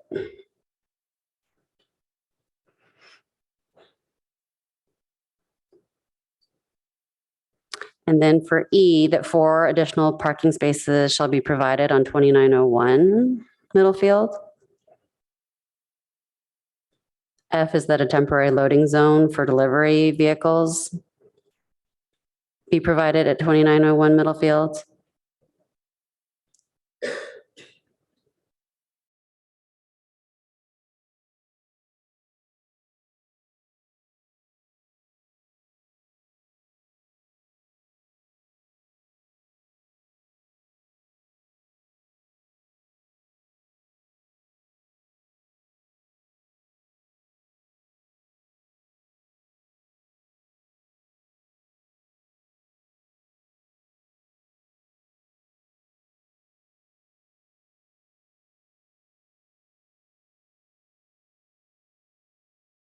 stability requirements.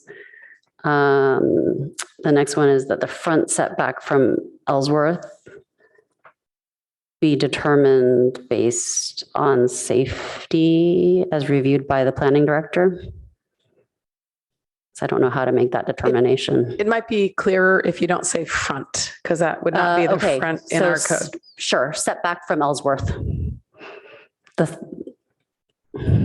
Whichever side of the lot we call that. And then that the standard 6-foot side setback from 705 Ellsworth. So it's 4 different setbacks, 4 sides of the lot. And can you or staff compare these proposed numbers to what's on the diagram on slide 12? Sure, I'll show that. Because I think it's mostly the same. I think it's mostly the same too. We just didn't have evaluation of the creek side. So this is why I think it's important to talk about. Am I sharing? This is important to talk about. So this is the property line, Mr. Handa's property. This is a 30-foot setback right now from the property line to the house that is shown. So what you're saying is a setback from Ellsworth for safety. So if it's from this edge of the roadway to the house, that's 10 feet as shown here. Right now, on this side, we're showing a 24-foot, the special setback from the property line, which is correct to meet the special setback on what we would call the front of the property here, because it's the shortest of the 4 lines. This is then the side facing the creek, that's a side property line that's 6. This would be then what you said was based on stability. This would be the rear, and that's to the neighbor here, showing that they have observed the 20-foot setback as in our R1 code with an encroachment into the setback, which is allowed for R1 properties, to a 14-foot setback here with the garage in the rear setback as allowed in the R1 zone. It's substantially similar.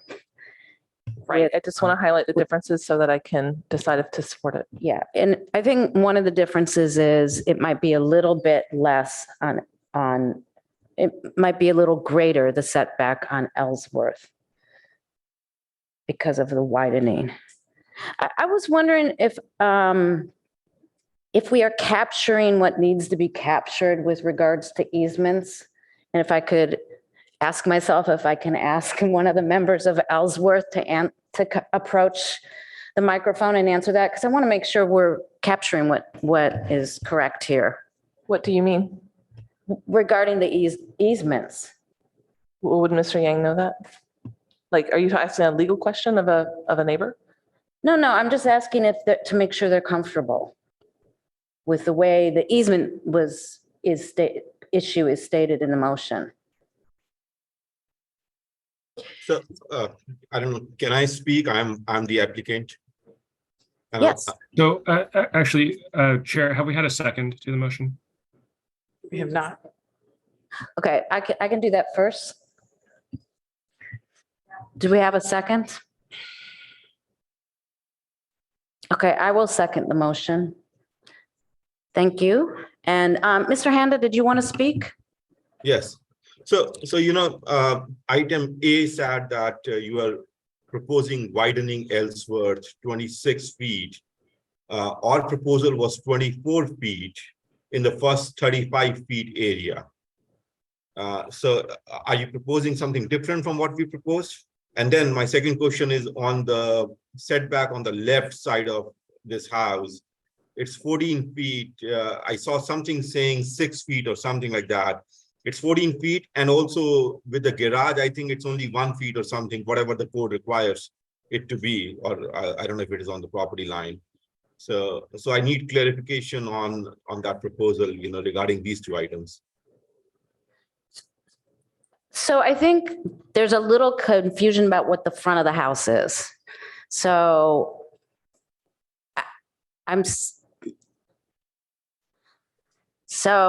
if we're still going to call the front, I don't understand why it's not a middle field address then.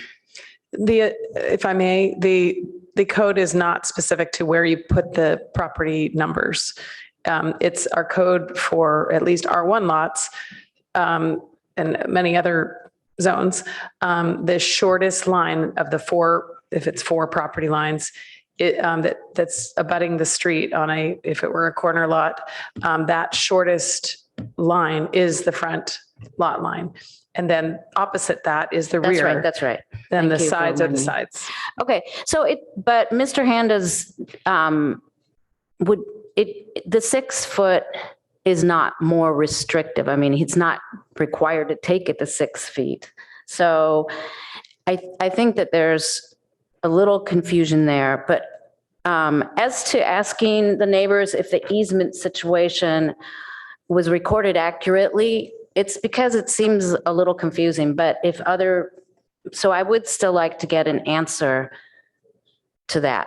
Is that okay, Mr. Yang? Yes, and I would just add now that we have the motion seconded, and it does deviate from the proposal, we should hear from both the applicants as well. Okay, thank you for that. So I would like to understand your question better. If you were asking how our easements work on our deeds?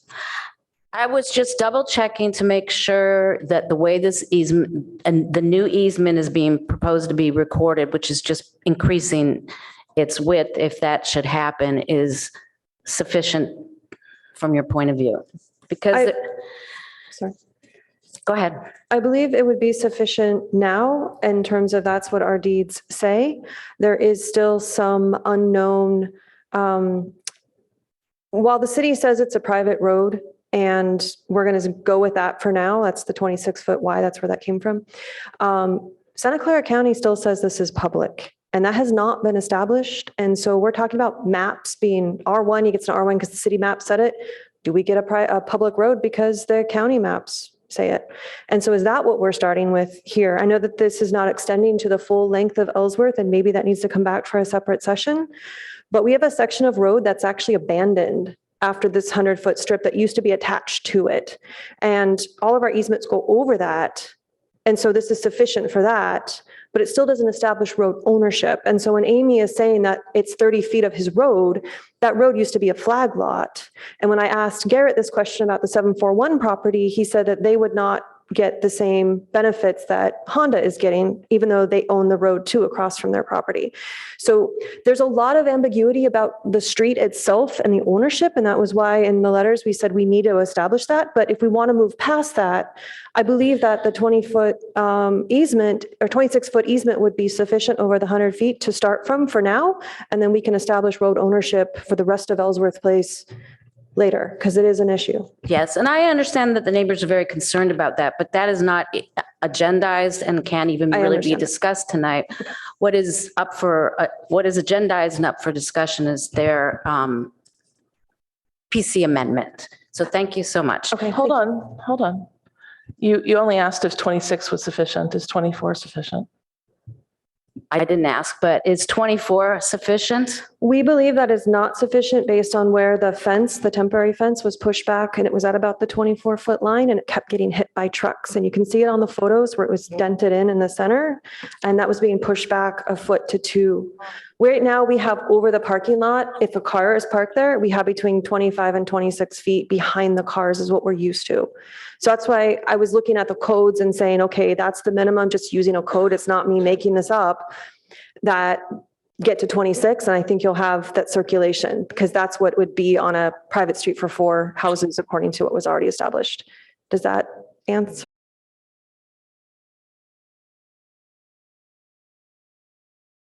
That's why it's confusing. So you're talking about the current status, not the proposed status. But thank you. I got it. Thank you. Okay, thank you. Thank you. So I'm sorry, you just can't come and speak. Because there You is have to be one called. big safety issue, public safety issue over there. Because on the drawings of the Thank you very much. Thank you. I think we were going to let Mr. Handa and Mr. Dewey speak to this. So I don't know, Richard, you want to go fast or can I go fast? Yeah, go ahead. And this is Ken. Okay, perfect. I think, Amy, if you can share the map once again, that slide which shows what we were proposing there. So I just come back to that we did propose at 24 feet. Now, that is despite the fact that the street is deemed as safe as is, the way it is 20 feet. All other neighbors have 20 feet only, but we still agreed to do 24 feet by giving up about 18 inch on my side and 2.5 feet on Mr. Dewey's side as whatever restriction or whatever we might call it as. We were willing to do that thing. And 24 was a big compromise for and we only proposed it for the first, I don't know, wherever this red line is. That's the proposal from our side. Now, I think where I'm trying to get clarification is the Planning Commission proposing to make it all 26 feet? And what does that mean? Does that mean that I need to give more land to the street? That's one clarification I'm trying to seek. And secondly, the most important thing, 26 feet, which is probably coming from the idea of the street has to be minimum 26 feet in some codes, like Albert mentioned earlier. That's for the new street, not for the existing streets. It's if a new subdivision is being proposed.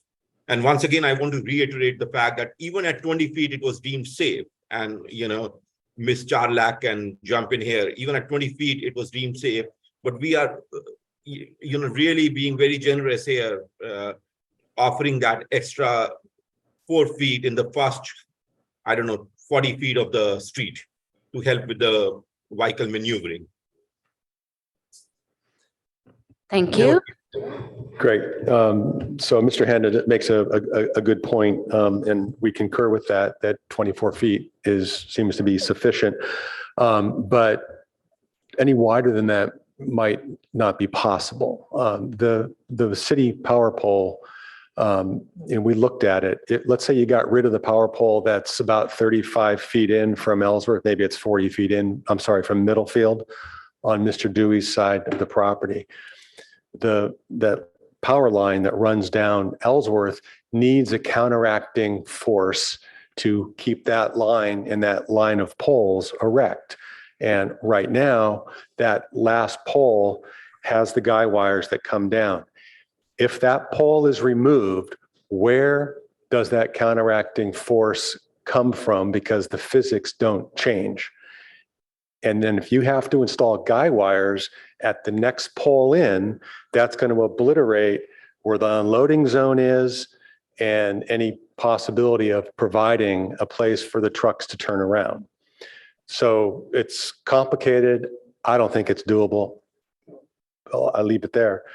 The other thing about making the roadway wider is that it becomes an access easement, I believe.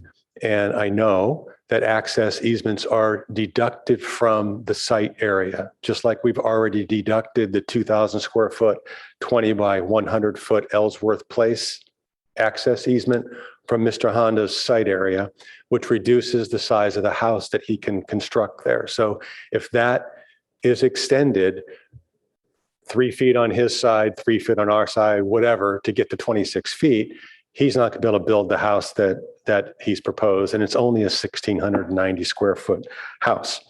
The last point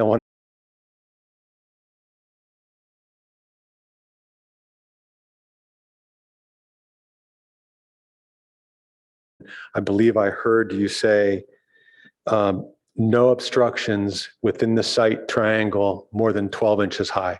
Does that mean we don't have a fence? So you don't have a yard? So somebody can walk off a middle field into my backyard and take my barbecue, take my kid's ball or his tricycle or whatever. All right, so that doesn't quite make sense, but thank you. Is your light on, Commissioner Templeton? I want to hear Vice Chair Chang speak to her motion. Okay. So the reason I started at the point I did was because so if we start from what should have happened. What should have happened is this proposed R1 parcel should have never been sold off separately. We should have, the neighbors have been saying for a very long time that there are safety issues here. And the city there was a PC in place. We would have had control over a parking lot, and we could have easily at that point widened the street. And so that's what should have been done. There wouldn't have been the issue of the need to build the need to build a house there. There's still some question actually as to whether a house can actually be built there, because we're not sure what the soil stability is.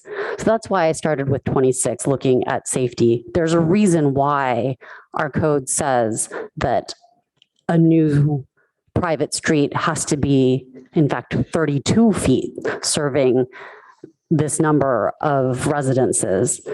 It's supposed, like 26 is a bare minimum, and only in several circumstances which this street does not meet with the director's discretion. And even though you can even though a number of people have said this is safe, there's, in the record, there have been complaints from the neighbors long before this property was sold, complaining about safety issues here. So that is why I started with the 26, because that would be the ideal, like the ideal doable. We can't make it 32 here. So that would be the ideal situation that's doable here. Now, I don't know if it is actually doable given the power pole on that one side, but maybe it is on the other. So I don't know enough about it's not all in the drawings. I'm not familiar enough with it all, but that's why I started there. We do have a PC. If I start at, again, two wrongs don't make a right, simply because there was simply because the map didn't properly reflect the ordinance doesn't mean that we then need to change our PC. There's just still an application process that needs to be followed. So that's why I started with this. Now, whether this is doable, I mean, maybe we need to modify some things. And I hear what was said about, okay, if we really want an R1 house here, do we need to allow for a fence? And I would be interested to hear what my fellow commissioners say about whether moving the fence 4 feet back and keeping it at 3 feet is sufficient. I'm concerned because I've tried making turns around fences and it's difficult, but I haven't seen what it looks like in this particular situation, so I can't be the judge here. But it sounds like transportation has said that that should be sufficient there. But I don't know. I think transportation also said that 20 feet was sufficient, and the neighbors have said that isn't sufficient. So it's just hard for me to be the judge of that. Yeah, and my second, I wanted to have more time to discuss this and hear about it. And I don't know, not everybody has a fence in their front yard anyway, right on the sidewalk, or as close to the sidewalk as you can legally put it. But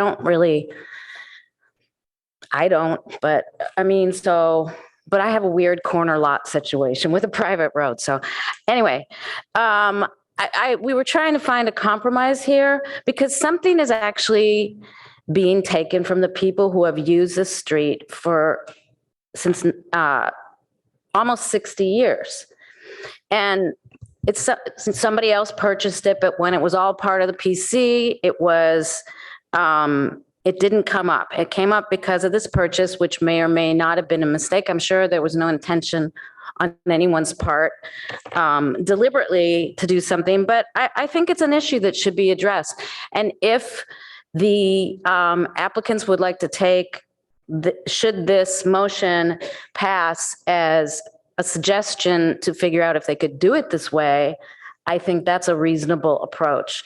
But until we rule that out, I feel like, and we're not able to deal with the issues that Mr. Ross brought up because they're not issues that our legal department sees the same way.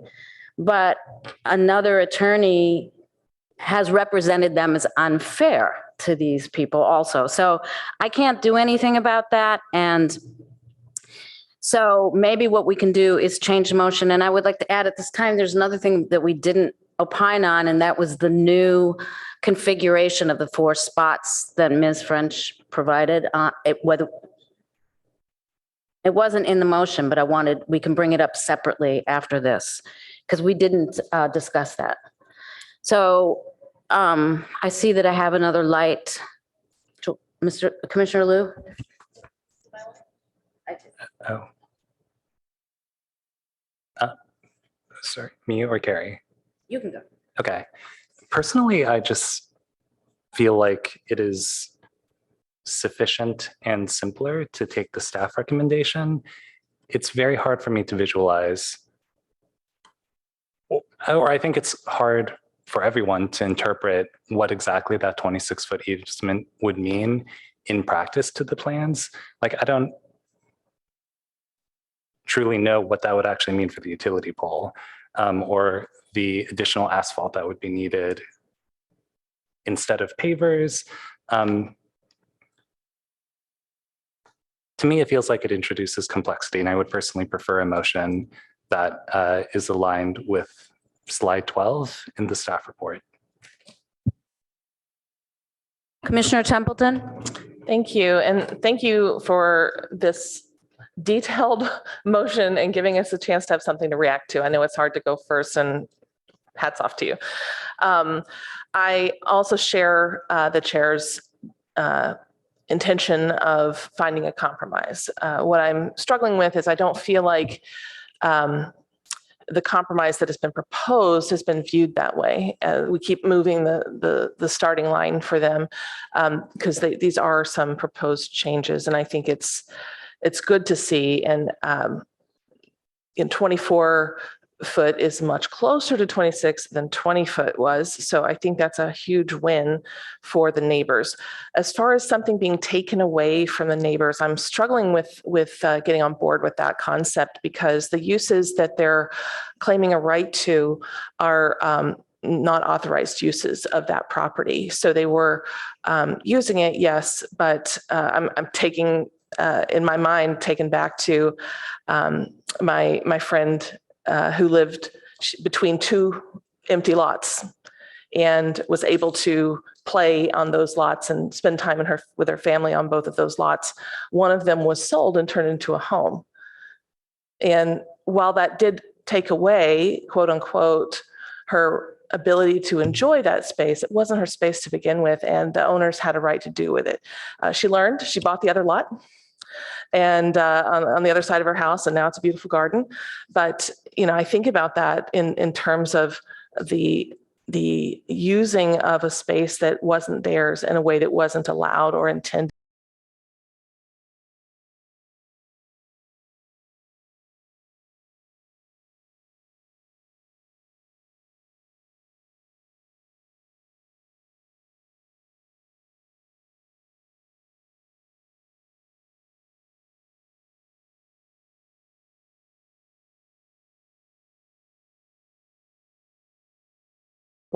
Extending into the utility right of way, which is even more complicated than these driveway right of ways. I promise it really is difficult to move those things, and sometimes not wise. And that's what we're hearing right now from the engineers who studied it. So I am not supportive of this motion as is. And if we want to get into a discussion of how we can adjust it together and come to something we can agree with, I'm so totally supportive of that. Thank you. Just a couple of responses. I was not suggesting they park on there. As a matter, the Ellsworth neighbors don't use it as parking. What it created was a more viable, functional street because it was parking spots and not built on. So it just, that's what they've had. That's what they've used for nearly 60 years. I'm not an attorney, so I'm not going to go into it. I would be I would like to know whether the maker of the motion would like any amendments, or would you like to call the vote? Because I think it's time to. I would just like to make one more comment, and I appreciate your analogy about the neighbor who, had a house between two empty lots. And in this situation, it's a little bit different because while the other Ellsworth property owners don't own the PC land, the PC is a PC, which is supposed to have a public benefit. And even though the public benefit wasn't specifically to improve the circulation of Ellsworth, it did do that. And that was part of the public benefit. Maybe not the 100% stated public benefit, it did become the public benefit. And that was the use over the last many years. And so the PC has a public benefit, and in changing a PC, we need to also be creating a public benefit, and we're losing a public benefit in this situation. And so that's what I'm trying to address. I would be open to amendments if somebody has a better suggestion, taking into account what I'm trying to do here. Yeah, but I don't know if anybody has anything.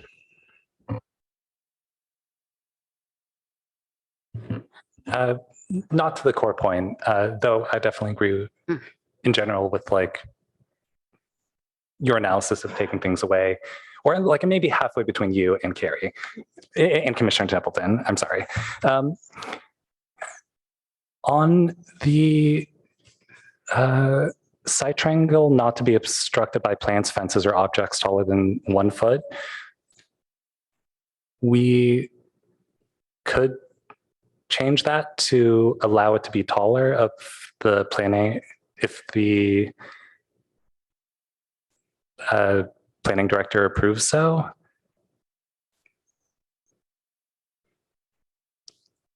I think that gives more flexibility, or it can be no more than 3, but the planning director can set the height later based on whatever the final safety analysis is. Commissioner Aiken? Thank you, Chair. Yeah, as you know, I'm always reluctant to dive into designing on the fly. So let me elaborate on the utility pole just a little longer so you can see what we're getting into. So that is the final utility pole in the string, and it is braced as Mr. Hayes described. And it also, the line dives into an underground service access point at the bottom of that pole. It's actually braced in a couple of different ways. Now, while it's physically possible to move that pole, to relocate that pole so that it's further down along the same line and then guide out in much the same way that it is now, simply farther away, you then have to trench to get back to the underground service entrance. And relative to the complexities that we could get into, Chair Suma mentioned we haven't looked at the proposed new parking places. Doing all of those changes that I just described eliminates one of those places, right? So there's an interaction there that it's hard to characterize in the scope of just one attempt. I don't mean to say that I'm opposed to this extra width. In fact, I think it's doable, and I would prefer that it be wider. However, what has been proposed is a good compromise. So, given the interaction with the other elements that are part of this proposal, I don't know what to do. Well, so that wasn't exactly an amendment, but what I'd like to see, part of my concern also with this is that the 24 feet that was proposed was, I think, 35 feet deep. So not very deep. If Ms. French, could you pull up the diagram? Yeah, and there was another, at some point, somebody had shown a photo of how far deep it is, and it just isn't very, I'm sharing my screen. Can you Far. see the distances beyond 35 feet?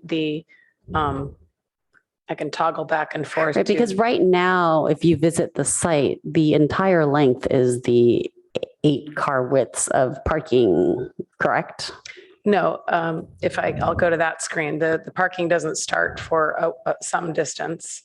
The parking, sorry, the parking starts beyond that first 35 feet. The 35-foot site triangle starts from the curb of Middlefield. So it's somewhere like here, the 35 feet. So the parking spaces don't start for some, Right. So the 35 feet isn't very far at all. And I think that was my concern. So I guess my question is, how far back does that power pole go? And how far back can we go? So if Okay. not the full So I'm 100 gonna- feet. I'm going to share the screen that shows. So the 35-foot site triangle stops about right here. It's drawn to the curb of Middlefield. No, but then the width of the 24-foot width was proposed to go further back than the site triangle, I Yes. think. Yeah, how Yes, deep is to the red here. block? To here. Yes. And then the guy wire and the pole are up here. So this is why on Dewey's property, this was the terminus of that width extension Because of the guide wire. because of the guy wire and the pole. And then this is where the proposed space was going to go to avoid being a tandem space. And Vice Chair Chang, were you asking on slide 12 how deep that red block is? I think it's 35 feet, if I understood She said it's more correctly. than 35 feet, much more. This here, No, please go to slide 12. The red block. this is, much deeper than, because the Yes, how deep 35 is that? stops about right here between the middle field and here. It's where it stops. Okay, so So- how deep is it from the front of the property line? Well, the property line is right here. Right. So that's going to be, I would ask the architect to It's about 50, state. 40 feet or something like that. I think it's 40. more than 50. Well, the whole thing is 100, so it's less than half. Okay, so, 40 feet or something okay, like so that. this is 50 about right here. So just the red thing is probably, and of course I drew the red thing to go all the way to the sidewalk, the back of sidewalk. So it stops, here's the property line. Here's the property line.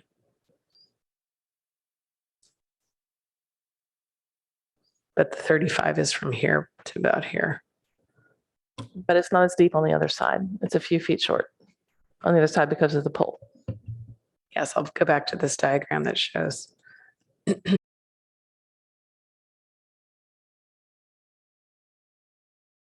Wide enough, especially given the neighbors' concerns about where the fence was. So I don't know what It's to do. currently about wide that. Yeah. enough. Like they use it. They've been using it for 60 years at the current width And then right? when the fence was put in, there were dings in the fence. because they don't have this paved extra part. We're talking about adding 4 You mean feet. the other side?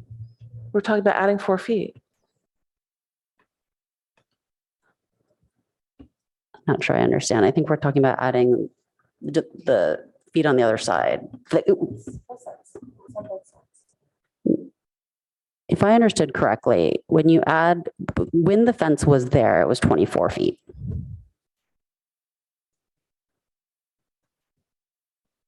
They said they moved it a few feet, so I don't know. Can you ask them in the mic? So can you clarify that the sort of reddish brown lines that precede sort of those, Yes, those are the new proposed widths? correct. Yeah. This is 30 inches wide until you get to the guy wire. This is 18 inches wide until you get to the walkway. Would it be an advantage? I mean, we're talking about a foot on each side. Would it be an advantage to increase the width to 26 from 24 just in the area that's already being increased to 24? Yes, it would. I mean, so I know that the 2 feet sounds ridiculous, but as my architect told me in a remodel, and the architects in the audience can, can see if they say this to their clients. But 2 out of 26 is, something like less than 10%, which is significant, right? So it's as a percentage of what is there, and it is significant, and particularly right at the mouth. That is where it's a significant amount. Okay. So maybe that's what we May need I to do. make a suggestion in the form of an amendment that we amend it to read to increase the width to 26 in the distances that are currently being proposed to increase in 24, and that we have story poles put up for a described number of weeks, whatever is a standard, and also to represent this stuff so people on Ellsworth, everybody can experience it and see how it's going to work. We don't use these kind of things often enough, and I think the illegal fence wasn't really providing that sort of information. So I think we might be able to resolve some of these issues if people could see what it felt like by using a story pole type of thing. Right. And also we could mark the site triangles and the 3-foot requested fence. Leave that up for 6 weeks or whatever is standard, Ms. French, and then have everyone comment on it. It might be quicker than resolving it in a motion this evening. With if I may, with qualification, I don't think we want to put story poles to block the triangles. I think that would want to be tape or something. Well, yeah. At the ground level. Yeah. So as not to cause. Just open poles with, not solid, but with, tape. So everybody can see what it's going to look like and see if it serves the role of the best compromise we can make. Would that be? Yeah, I think that's a great idea. Okay. Accepted. Okay. And so we're reintroducing the fence as suggested, 4 feet setback, as Ms. Starlack had suggested too. So we're not going to say, we'll keep the plants no taller than 1 foot, but we can reintroduce the fence at 3 feet height, right? Yes, in the form of temporary visual aid so people can experience. Story poles is just the word I knew. It may not be the right term. Temporary visual aid so people can experience what this is going to be like in actual use. And I think that would help Commissioner Liu also. So we're mocking up a fence, a 3-foot fence. Is that part and of a it? 26-foot wide distance. Okay. And I would also indicate where the site triangles are. I mean, it's not a complicated thing to do, and I think it might alleviate a lot of concerns. And I don't know how long you typically have to leave that up to ensure that people will experience it. I have my hand up, Chair. Yes, go ahead. So I do love the idea of rapid prototyping it. I'm still not sold on why it needs to be 26 feet there. And I'm very uncomfortable at the idea of even suggesting that they couldn't have a fence around their property when they're adjacent to a major street like Middlefield. I mean, if you want to talk about safety, that's very unsafe. Wasn't to suggest they couldn't have a fence. It was to say that if it interfered with the site. I was talking about the original motion and she was suggesting Oh, no okay, fence. sorry. So we're still not there as far as if I would support this motion, because they need to be able to have a fence for sure. And if the story poles are going to go up, we should do it at 24 feet. Because that's what the compromise offered by the applicant. And then we'd see whether that works or not. And then they would have a better case for making if they need 26 feet or not. So those are some feedback on the changes. Chair Suma. Yes. Hi. Sorry, this is Sylvia Starlack, Transportation Planning Manager. Just wanted to note that the story poles, adding those so that folks will be able to experience a different width. is a little bit of a misnomer because the stop sign exists in the current location within the area that you're discussing, as does the cable box, I believe, that the applicant talked about having to relocate. So I just want to make sure that everyone understands there are some existing things in that zone. Yeah, but I think that the people that use this road all the time can kind of see around those things. Okay, I just want to make sure everyone's aware, like it's not going to be an actual simulation of the actual width. There's stuff in the way. Thank you. Okay, thank you for that. So just so I understand how the motion is going to work, we're going to have placeholder numbers as, well, not placeholder, but like default numbers as 26 and 1 foot, and then do the polls so that when this gets to council, they can decide, or like, how would that work? I Like, think when it would we has to make this come back future- to okay. us. If you are happy with the motion, we should call the vote. I'm happy with the motion as it is. Okay. Ms. Dow, will you conduct the vote, please? Oh, there's a hand from the applicant. Oh, Hey, can I speak? yes, please. Yeah, I just wanted to be sure, number one, the PC amendment you are suggesting, which basically tells me that my lot will also be a PC. That's a recommendation. I presume it's going to be a separate PC. It's not going to be within the same PC that exists today, which means I am sharing the whole thing with Mr. Dewey. It's going to be a separate independent PC for me. That's amendment being suggested. Is that correct? No. The staff alternate recommendation was to keep it all one PC, as we discussed on June 28th. It's one PC, but 2 parcels. In fact, yes, the staff report said an alternative is to keep it a PC and add the single family use. But I believe also at some point there was a statement that there's options for that alternate recommendation that could include an individual PC for Mr. Handa's parcel. Or an individual R1 with lot or property restrictions of some sort. Right, that's.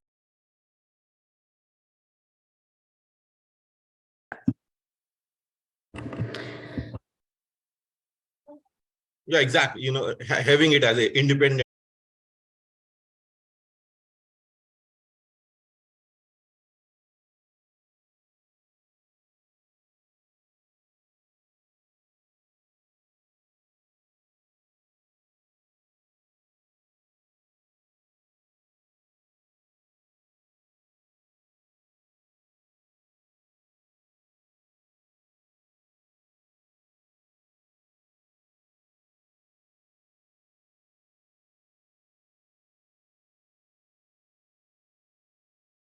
Okay with that, but having it as part of same PC as what Mr. Dewey has today and not having it as an independent lot, doesn't serve the purpose.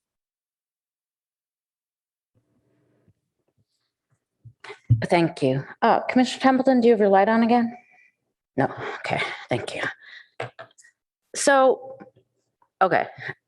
I think we need to talk to Mr. Yang at this point, because I think we can do one thing tonight. We can amend Mr.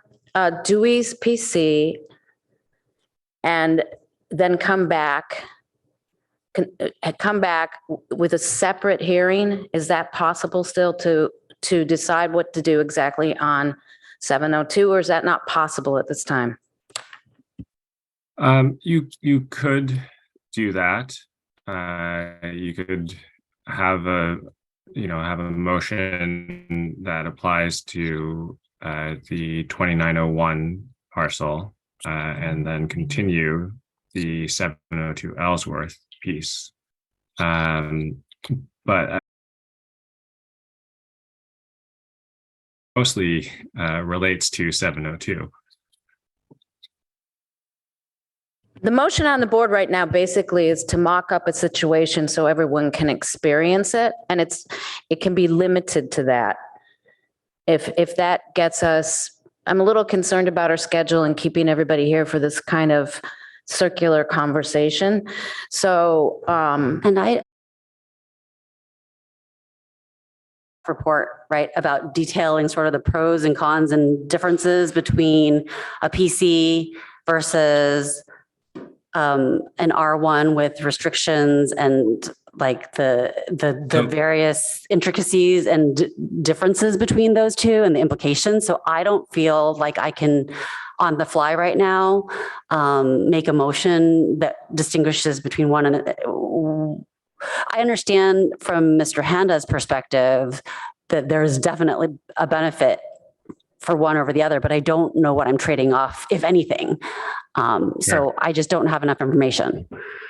I think from staff's perspective, there's not an appreciable difference between the various forms that this could take.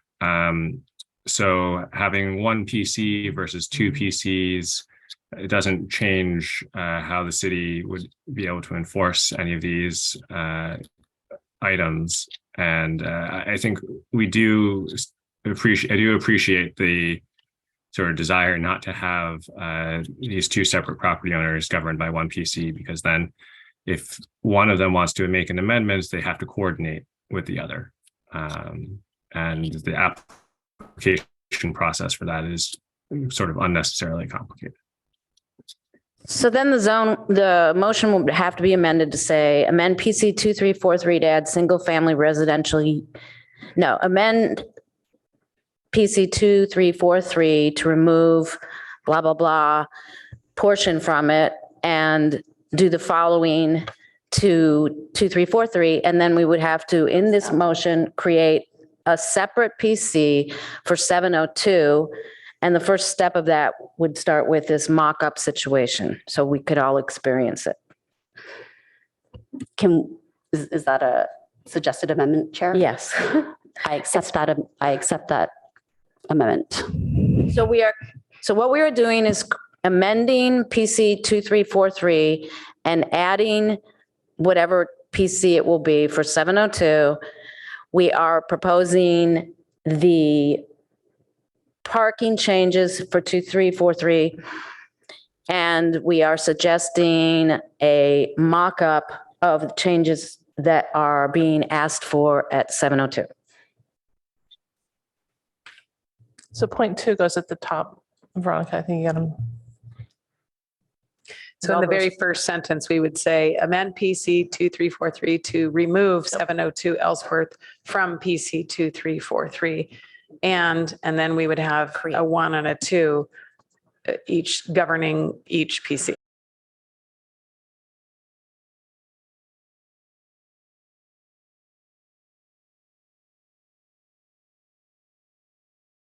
And we'll have to move those things. So this could take a while. Thank you, Veronica. If everybody understands the intent of that, which is to amend PC 2343 by removing 702 from it and to create a new PC for 702 and the requirements on 2343, which is basically 4 new parking spots only. And then we would like the new PC to come back to us after this trial has happened. If everyone's clear about that, I think we can vote, except I see Mr. Handa has a hand up. I have a comment as well. Yeah, sorry, most important thing on item A, where you are suggesting the width of Ellsworth Place to be widened to 26 feet. Amy, can you just show the map once again, that slide, so that we are sure where exactly it is getting widened? Yes, one moment. Oops. Gosh. Sorry. There we go. Is this what we want shown, Mr. Handa?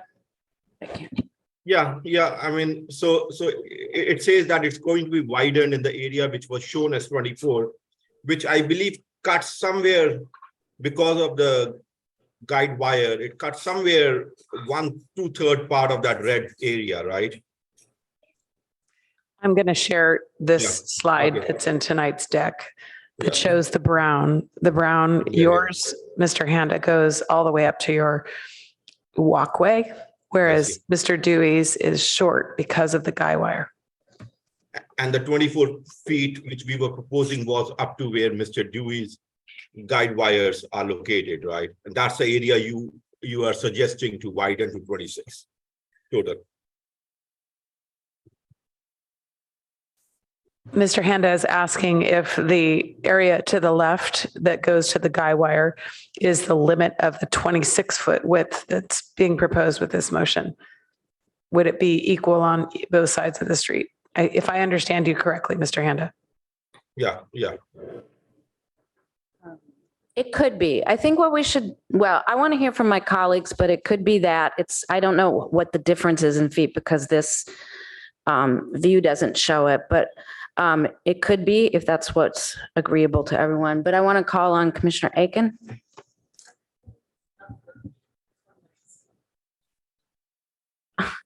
I defer to my colleague. I'm sorry, I definitely want to hear from you, but I just wanted to check. The motion that she has written doesn't sound anything like what you guys just said, and I'm a little concerned we're not on the same page. So, Veronica. Back to you, Veronica. Sorry, and I know it's really hard. That's no diss on you. Veronica's amazing, everybody. It's just we changed a lot, and it doesn't. I was going to propose when we said we were going to vote, like to either.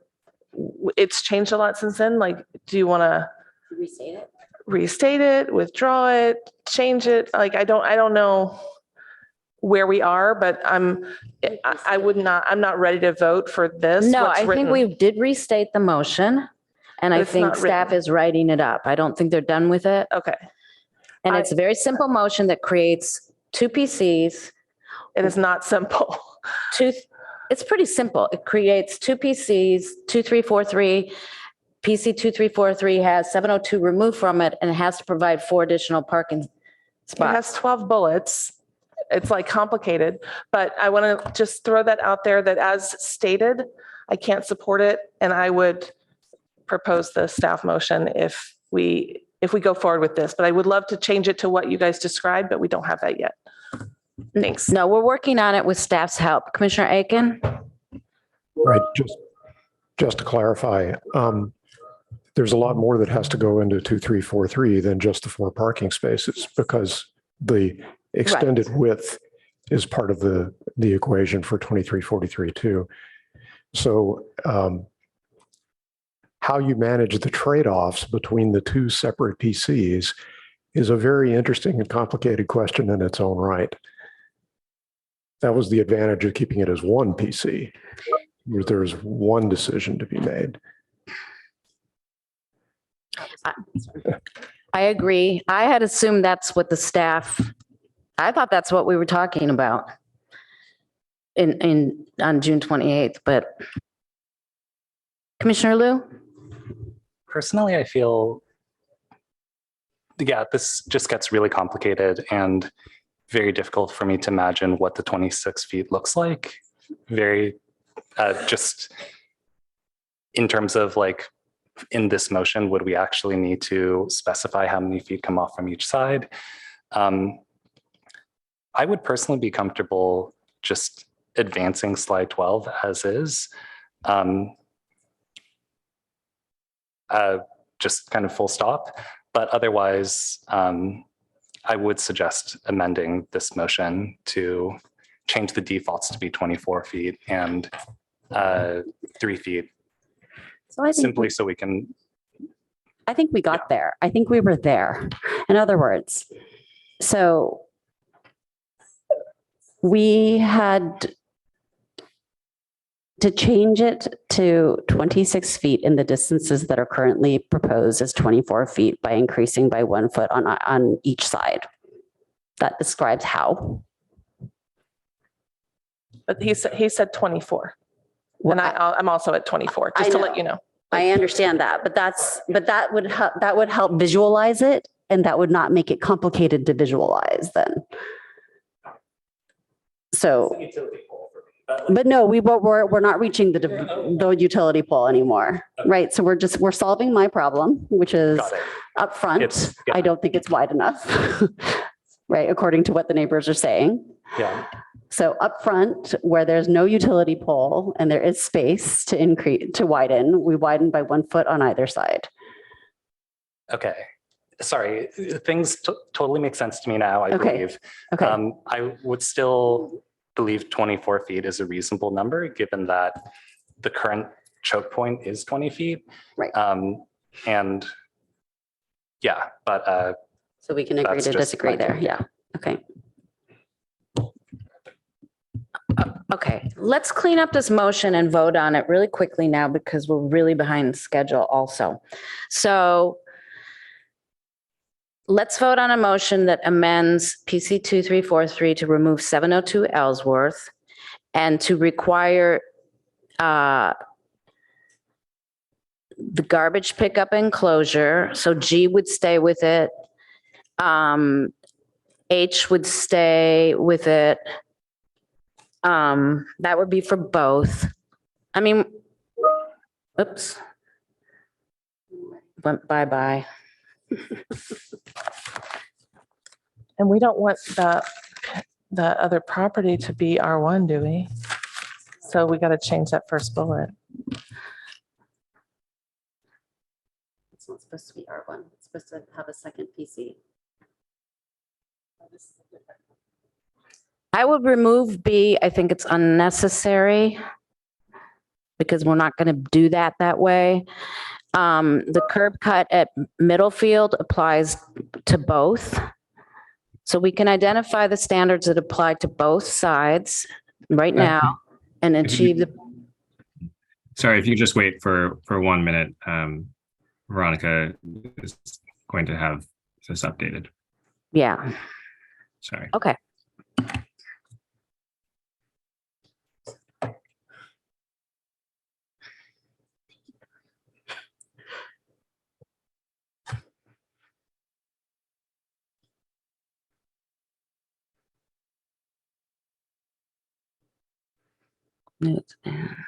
Okay. Curb.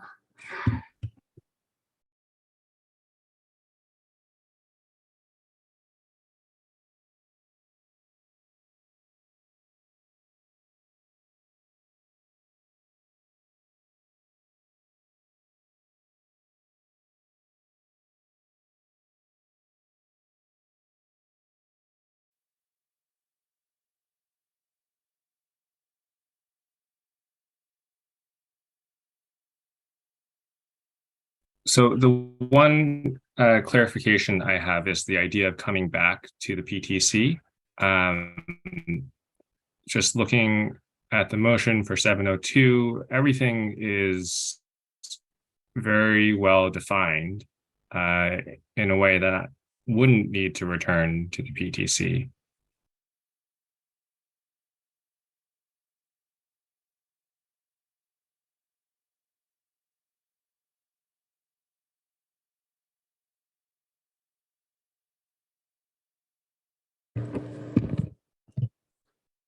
I think it looks good. And I think it is a very minor deviation from what Mr. Dewey and Mr. Handa wanted. And I think it might be the best we're going to get now. And I'm very sorry, but I think that the Ellsworth people are going to have to pursue some of the issues in a different way, whether it's with the city or in another manner. So I would say, if everybody is comfortable with this as written, that we vote on it. Ms. Dow? Commissioner Aiken, Yes. Commissioner Liu, No. Vice Chair Chang, Yes. Chair Suma, Yes. Commissioner Templeton, No. motion carries 3-2.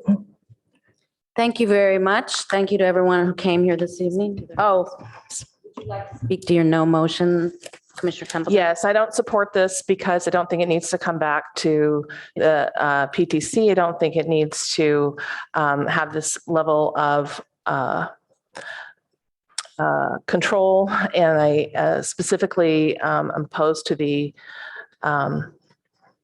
26 feet. I think 24 feet is a compromise that was offered in good faith by the applicants, and I feel that it is surprising that that there are people who want more, because that is a tremendous improvement over the street already. And that would be taking away property from the applicant, whereas nothing has been taken away, but instead given to the neighborhood by the compromise proposal, proposed compromise, I mean. I also think that we have made a lot of improvements. We've seen a lot of improvements from the applicant for safety at Middlefield as well. And I think that obviously we need to have a fence available for the property owner. So I totally object to point 2D in every way. Thank you. Commissioner Liu? I think I could ultimately live with the 26 feet, but I generally agree with Gary and don't think, sorry, Commissioner Templeton, and don't think, I don't think we can productively understand 24 versus 26 feet any better next time, and would be very comfortable advancing 24 feet as is.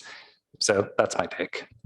Thank you very much for that. And thank you to everyone in the room. I think we'll take a little itsy bitsy short mini break, but come back as quickly as you can, please.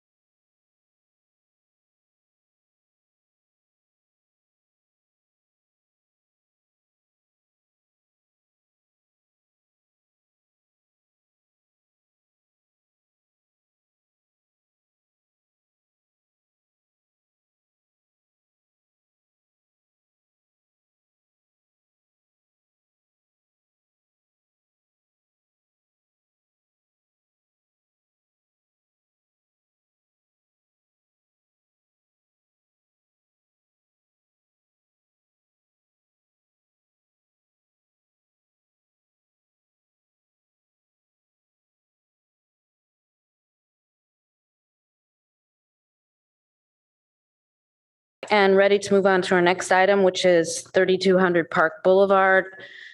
340 Portage, recommendation on applicant's request for approval of development agreement, comprehensive plan amendment, rezoning to planned community zones, vesting tentative map, exceptions to the private street, and the rest here, popularly known as the Fry's site. So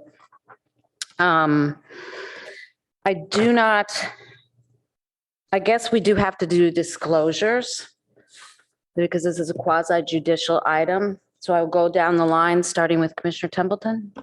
No disclosures. No disclosures. No disclosures. I live, I'm not exactly sure the exact distance away from the property, but relatively close. And Mr. Yang verified through the state that there would be no conflict. No disclosures. Great. Then I think what we can do right away is go to the staff report, Ms. Ribot. Thank you. Good evening, Commissioners, Chair Suma. As you noted, the project before you today is 3200 Park, which also is under the address 340 Portage, which is the more commonly known address associated with the cannery building. So I just wanted to point that out.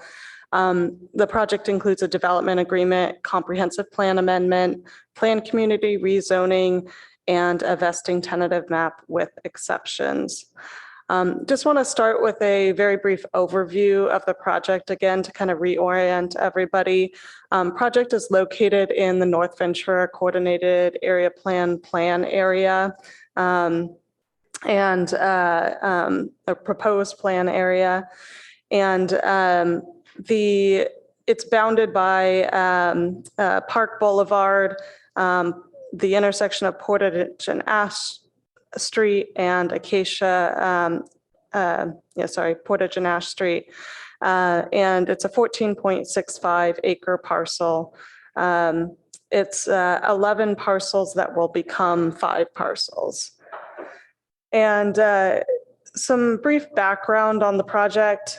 So back in June 2022, Council held a closed session supporting the concept being presented by the Council Ad Hoc Committee, which spent a year looking at different alternatives for this site and ultimately presented those to Council. Council directed them to do a council study session discussing the key terms of the development agreement to kick off the development review application process. And that was held in August 2022. There were numerous study sessions and hearings since that date. As listed on this, we had multiple hearings and study sessions with the Planning and Transportation Commission. We've also met with Payback several times, the Palo Alto Bicycle Advisory Committee. The Architecture Review Board had 4 study sessions and hearings. Public Art Commission met 3 times on this project. And ultimately, the HRB made a recommendation. I just realized it's not noted on here, but the HRB made a recommendation on May 25th, and the ARB made a recommendation on June 15th. So just a summary of kind of where we're at in the process. We're right towards the end. So the Planning Commission is the last step before Council. And then there is first reading on August 21st, which would be followed by a second reading, presumably in September. I just wanted to highlight a few key revisions to the development agreement since the Planning Commission last saw it. There's some refined language regarding requirements for the maintenance of the remaining cannery building, clarifications with respect to the use of the retail space in the event that it is unoccupied, and details on detailing requirements for public access to the area. More clarification on the timing for the Audi conversion, which was a topic of discussion at the last hearing. and terms related to hazardous materials on the city dedication parcel is still, there's still a placeholder for that. There's some ongoing discussions related to phase 1 and phase 2 work on the site. Starting with just the comprehensive plan amendment, the existing land use designation on the site is primarily multifamily residential. I did want to highlight that there are some small areas of different land use designations, which I've highlighted in red. There's a small area that has a light industrial designation, a small area that has a single family designation, and a small area that has a service commercial designation. So the project proposes to redesignate all of these parcels so that everything aligns under a single designation on each of the resulting parcels. Retention of the commercial uses across the site requires a comprehensive planned land use map amendment because the commercial uses do not align with the multifamily residential land use. The project also proposes to revise the text of the comprehensive plan to read, to add the wording of generally range up to 0.4, but may exceed this threshold in a planned community zone. And this language would allow for the cannery building as it's proposed to remain to exceed that floor area ratio from the lot that would be created. And I just want to highlight the fact that there were some concerns when we were last at the Planning Commission about the revisions to the language.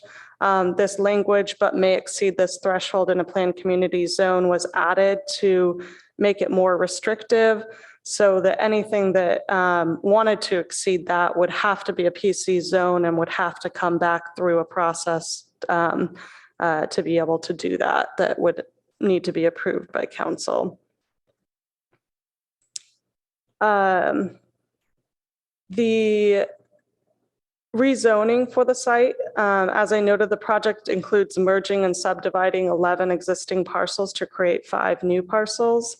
There's planned communities rezoning proposed for each of the resulting parcels. No physical improvements are proposed on 3 of the remaining parcels. The Audi building parcel here would remain the same. The office building on Ash Street would remain the same. And the city dedication parcel does not currently have any proposed improvements as part of this project. But the CEQA analysis does allow for the development of a public park and evaluated up to 75 units on this parcel of affordable housing.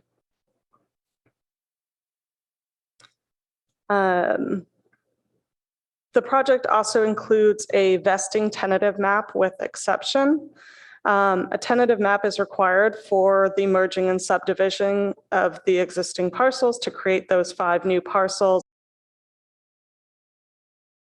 The 74 townhomes on this parcel. An exception is required for the private street width to be less than 32 feet clear to above. The staff report details 3 possible options that the applicant states would be feasible.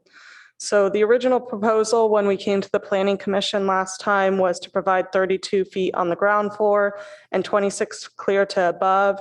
The ARB asked to reduce the ground floor to 29 feet and have it be 23 feet clear to above in order to allow for a 6-foot wider paseo.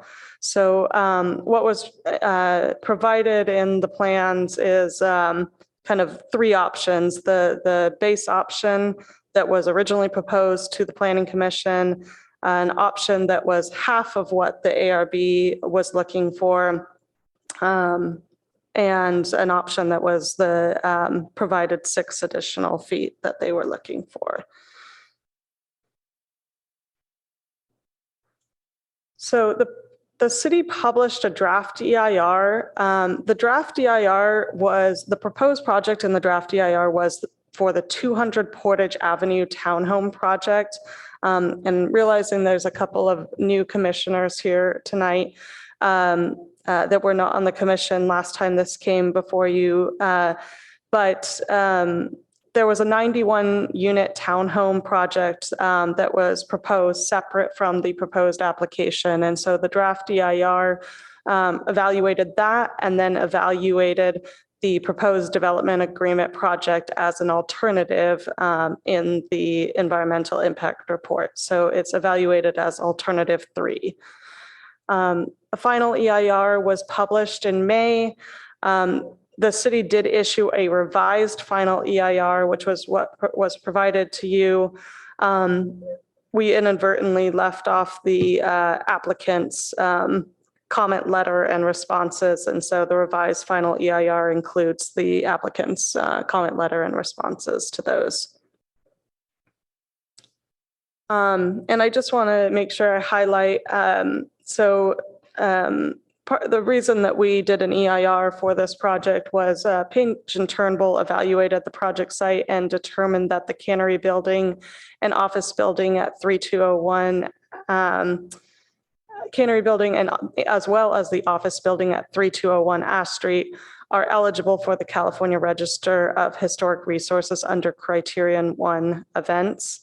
And so because the development agreement would require partial demolition of the cannery building, it was identified as a significant and unavoidable impact in the draft EIR for the loss of that eligible resource.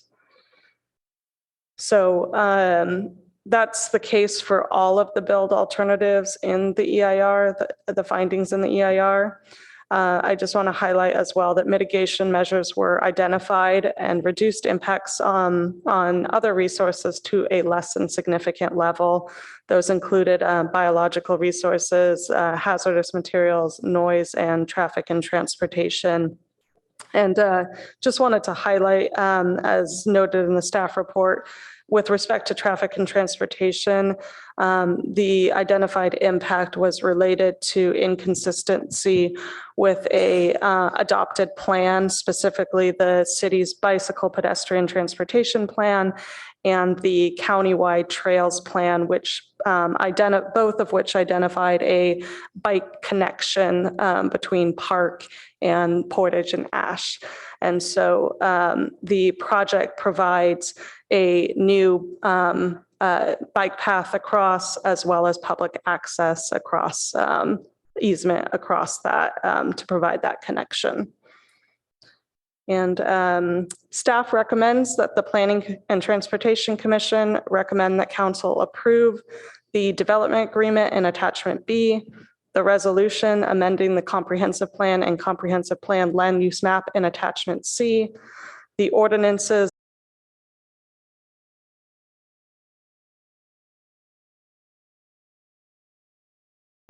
to plan community zone districts, all of which are provided in attachment D, and the record of land use action in attachment E, which also includes the architectural review findings and the vesting tentative map with exceptions and the conditions of approval of the proposed project. And with that, I will turn it back to you and recommend that you hear from the applicant who is here tonight. Okay, thank you so much. Is the applicant here to make a presentation? Yes. Good evening. Good evening. Just a moment. Let me get my camera on. Okay. Good evening, Chair, Commissioners. My name's Evan Sokolowski with Arctec, Sockaloski. We're very pleased to be back in front of you tonight with our project.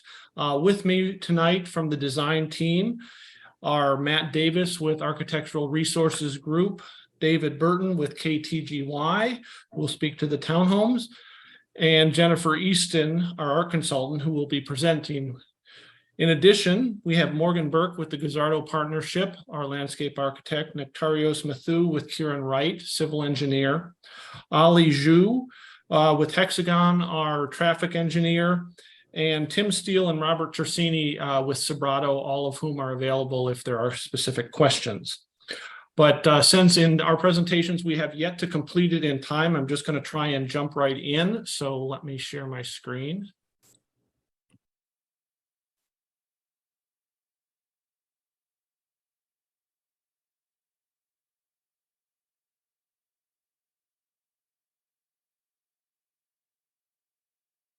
So Claire does a good presentation, so I don't need to hit too much on this. Suffice to say, it's been a long process to get here.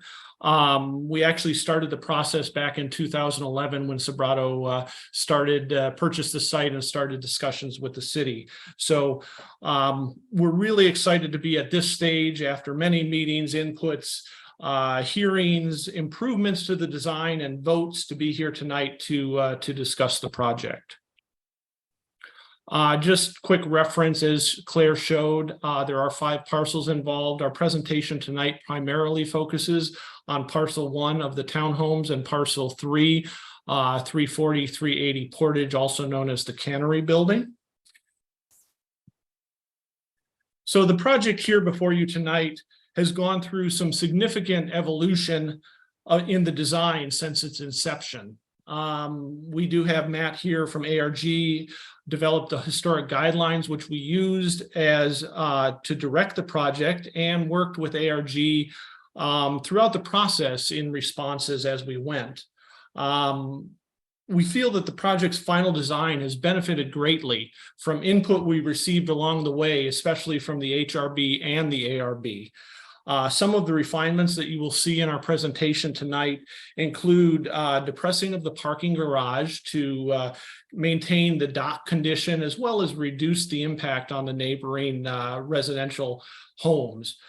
Refining the cannery building to maintain the historic integrity. Adjustments included windows adjustments, the materials, as well as the articulation.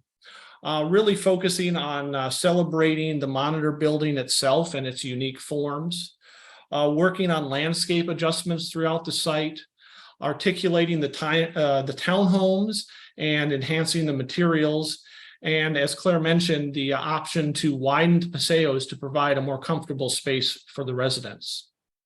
In addition, we've been able to develop a bike path, which we think is very important. It connects Portage all the way to Park, and worked with numerous groups, including feedback from Payback.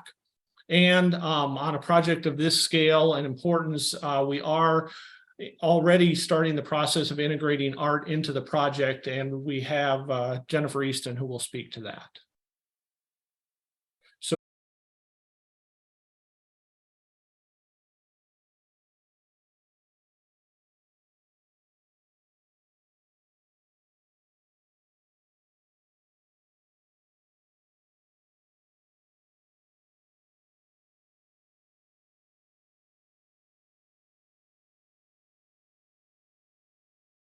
Focused on the portion of the cannery building that's being retained.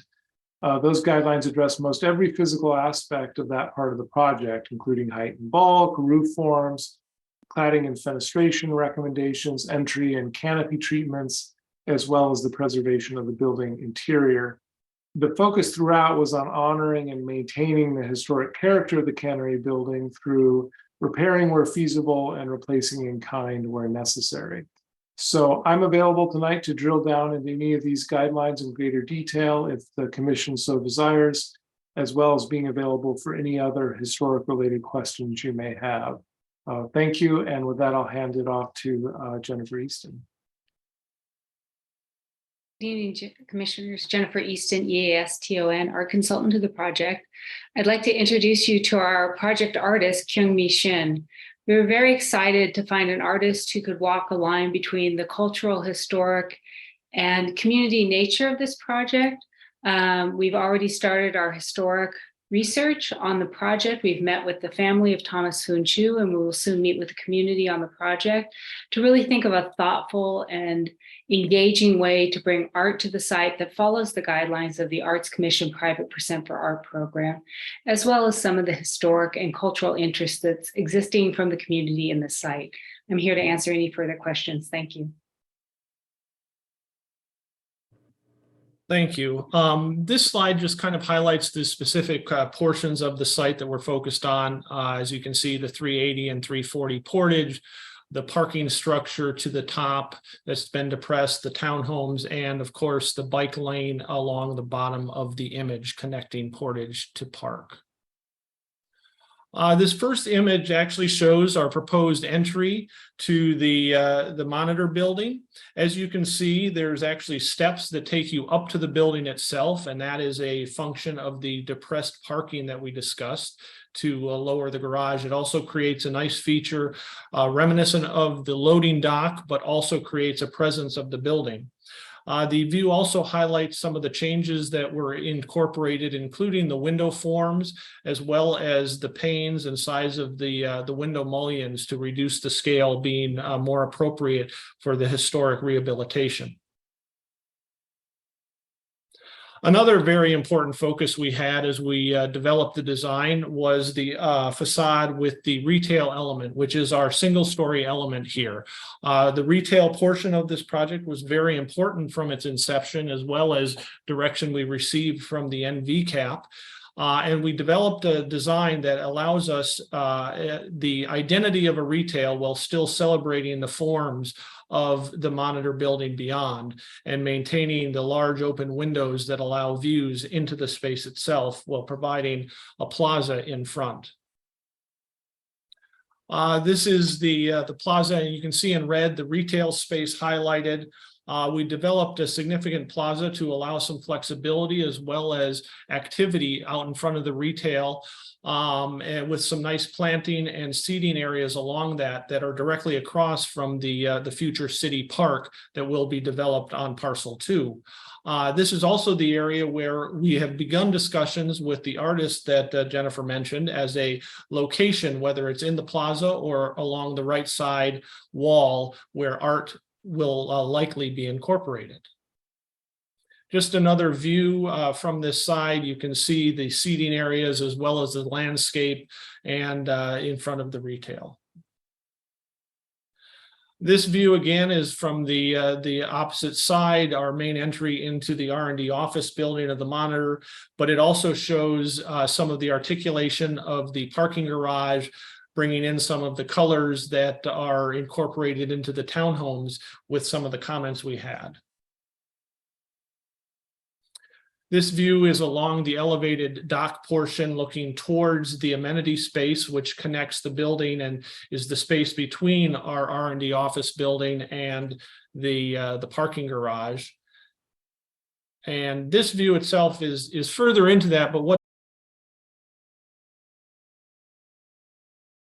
in the garage, not only did it create this space, but it made the profile of the garage much lower. It's aligned with our roof, and it also responds to the neighbors adjacent, creating a much stronger daylight plane and reducing the impact of the garage on the neighbors.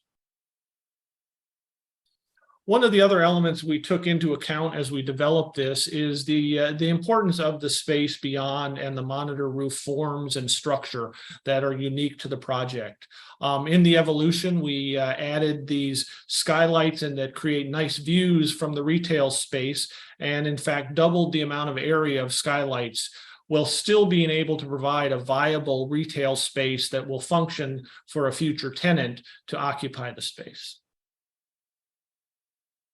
And with that, I'll turn it over to David to speak to you about the townhomes. Thanks, Evan. David Burton, B-U-R-T-O-N, Associate Principal with KTGY Group, the architects for the townhouse project, part of the portion of the project. On this slide, just wanted to highlight very quickly the townhouses on the left-hand portion of the site. To emphasize that the building layout and design are intended to create maximum engagement with the street, Park Boulevard, and create an active and attractive streetscape. And then also create a good interface and interaction between the townhouses and the cannery building. All of the buildings have at least one, if not two or three elevations that face out onto streets. And all the six buildings at the center of the site then face onto a landscape paseo that connects between streets A and street B. The buildings are designed with front doors facing onto all of the streets, and elevations are articulated to read as fronts with an equal level of articulation and details on all sides of the buildings. The building designs give expression to individual units through projecting bays that give a rhythm to the street frontages. And I'll get into that a little bit more in a minute. The primary exterior materials are stucco, a wood look stained siding, tongue and groove, fiber cement siding, and standing seam metal. Each of the architectural styles that we've chosen for the building use different canopy elements to highlight front doors, and the doors of individual units are painted in a variety of bold colors to add a bit of lightheartedness to the elevations. And on Park Boulevard, each of the residences has a stoop that adds interest to the streetscape and introduces a space for casual meetings and conversations. Next slide. Here you can see some of those elements highlighted. Our initial designs for the townhomes that you would have seen back when we were before you for a study session had one building style with multiple color schemes, and that was similar to what you see as style B on the middle of the right portion of the page. The Architectural Review Board asked that we introduce more stylistic variation, and in response, we've developed the style A and the style C and made some modifications to style B so that we have distinct building styles on the site.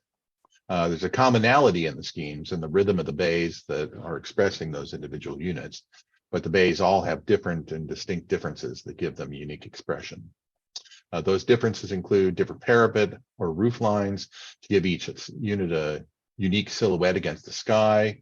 The two new styles have more kind of asymmetrical compositions to them to differentiate them from the more symmetrical bays in the original scheme. And each building has a unique way of meeting the ground to give each building a different look and feel at that pedestrian level as you're walking along the street.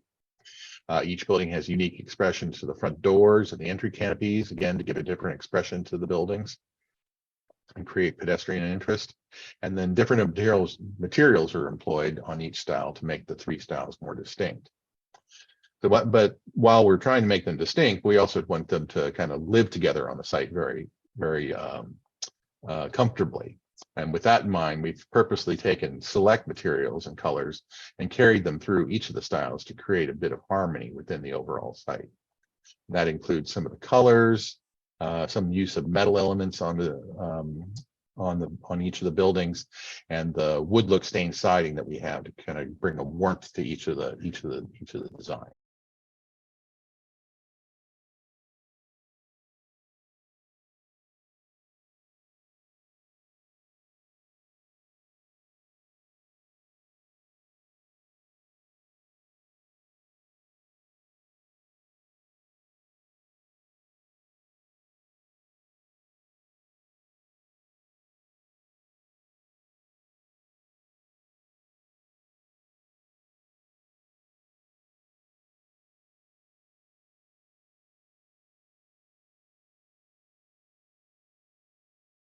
It's the kind of darker blues and things like that. We've introduced more of the wood look siding than we had originally on this elevation, and we've added some more windows to these sides. And then in addition to the articulation of the building, our landscape architect has added a significant number of trees and has pretty effectively as they're viewed from Olive Avenue. Next slide. And then lastly, I wanted to touch on what's been touched on a bit by Claire in her presentation, which was the central paseo.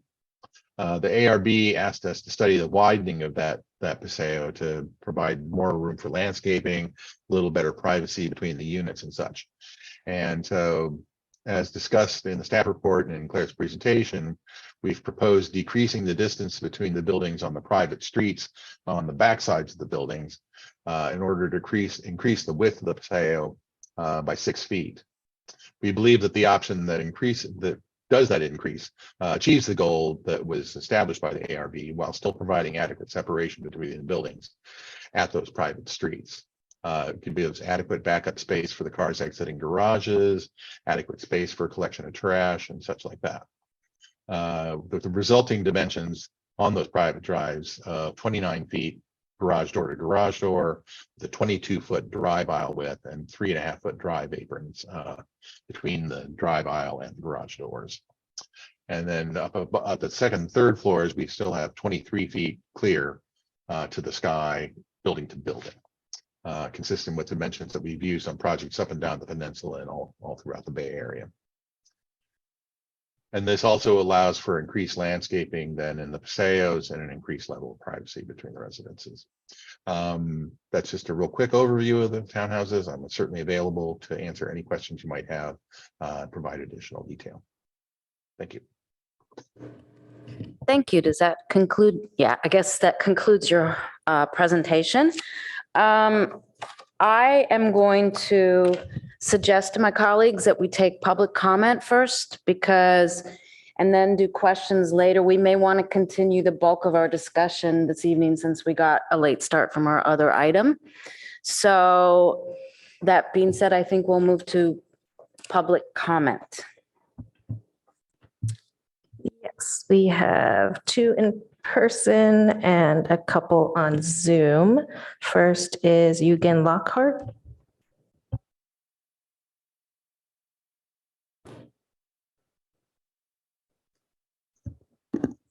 My colleague Peter left. His contact. I don't think I need it, but. Okay, hello, everybody. My name's Eugen Lockhart, Y-U-G-E-N, L-O-C-K-H-A-R-T. I'm an Olive Avenue resident. We have 6 houses on Olive Avenue, mostly starting towards the El Camino end of the parking garage that you've seen in this presentation. My father he purchased the house I'm in about 50 years ago. I'm just about 45 years old and I was born in the house. So needless to say, I know the neighborhood.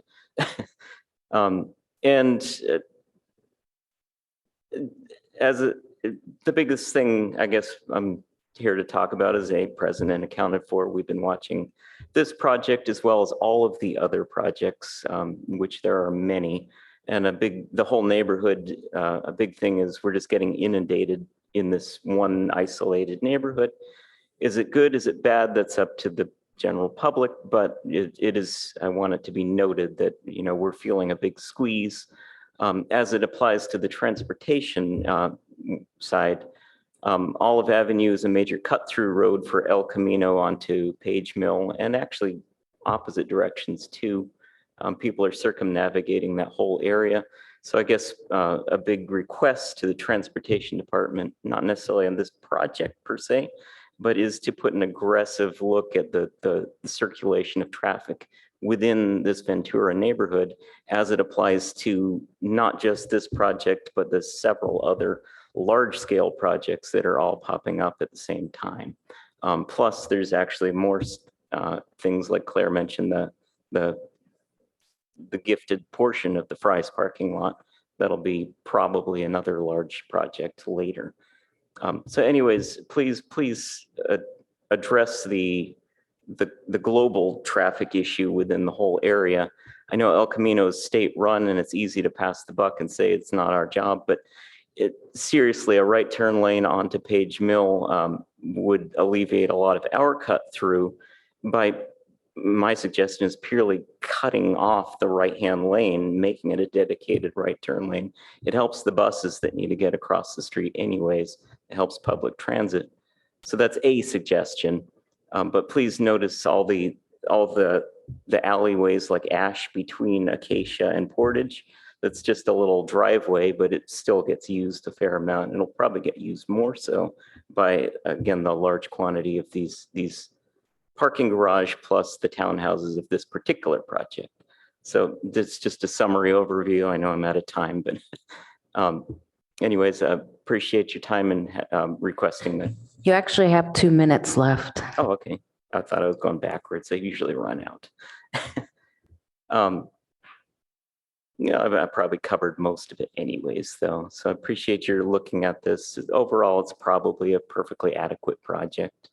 As a community, I think we probably actually would have preferred it could have even been bigger if it was more cohesive and thoughtful. We feel it's a little hodgepodge of all of these micro projects all popping up with different themes and stuff. We have another one, not tonight, but Dividend is going to be townhouses that are more behind us as my portion of the block. But again, the circulation of all the traffic is critical for you to, I would appreciate if you could apply a team to actually go and reevaluate it if it's already been evaluated, because it needs more. And with thousands of new people, even if it doesn't affect our street, it's still thousands of new people within a very small area of Ventura, the greater Ventura area. And then one last note is across the street in the Palo Alto Square, they had the movie theater. They've shut down recently. We're trying to crusade with all of the developers in particular to maybe write notes, but I'd like to put it to this council too, that anybody that has a way of helping out and figuring out how to get that reactivated with this thousands of new people moving into the area, it seems like it would be beneficial. And my personal comment is having 2 indie films for 2 months at a time, all 12 people that wanted to see it saw it, they can easily claim that they had bad attendance. Well, of course. So find a new manager. So personal comment, personal crusade from our family, but please help us out with that too. Thank you. Thank you very much.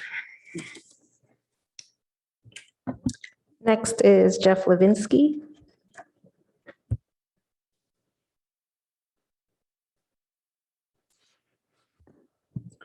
Good evening, commissioners.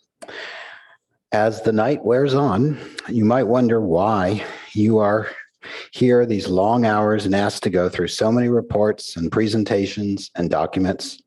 I don't think it's just so that you can turn every page and then say yes. I think it's for those critical times when new thinking, bold ideas, long-term visions, and a passion for the community can lead to something better than what was put before you. That's the case tonight. The cannery building is not just an unusual roof line. It's not just square footage to be bulldozed as needed. It's an incredible part of history right in our backyard that can inspire current generations and those yet to come. It shows how greatness can arise under extreme adversity. It shows how far one individual can go. Its immensity is part of its story. You can't demolish a huge portion of it and then claim you've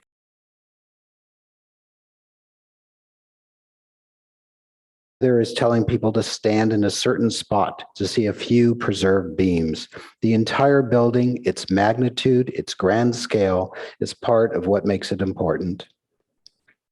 We need to shift this project back to the right and true. As the historic review found, the cannery building is of great significance. Saving it should be a top priority. There are many ways to preserve it and still provide considerable economic and public benefits. There is a perception that our city has no choice, perhaps due to the threat of lawsuit from the property owner or new state laws. I asked about this, and the answers on pages 66 and 67 of the revised final EIR indicate that the city does have choices. The proposed mix of uses do not comply with our zoning laws and would also require lot line changes which are discretionary. If a proposed use is not legal or requires a discretionary change, the city does not have to agree to it at all. Given that, our city is not obliged in any way to approve the current project. There are enormous opportunities for you to suggest creative ways to preserve the entire cannery and improve the overall site. I outlined just one approach on page 64 of the FEIR. Instead of building a new garage north of the cannery, park those cars inside the 40% of the cannery that was to be demolished. Where the new garage was to be built, put more condominiums so that you can replace the ones that would have been over the demolished part of the cannery. So you end up with about the same number of condominiums, same amount of parking, but the cannery building remains 100% intact. The FEIR dismissed this in one sentence, saying, quote, modifying the cannery building to convert it to a parking use could not be done without modifying the character defining features of the building. End of quote. Really? Only part of the building would be for parking. The only external change needed is to turn the current ramped entrance area on Park, which isn't original anyway, into a garage opening. No other doors or windows would need to change. Nothing, neither would the roof line.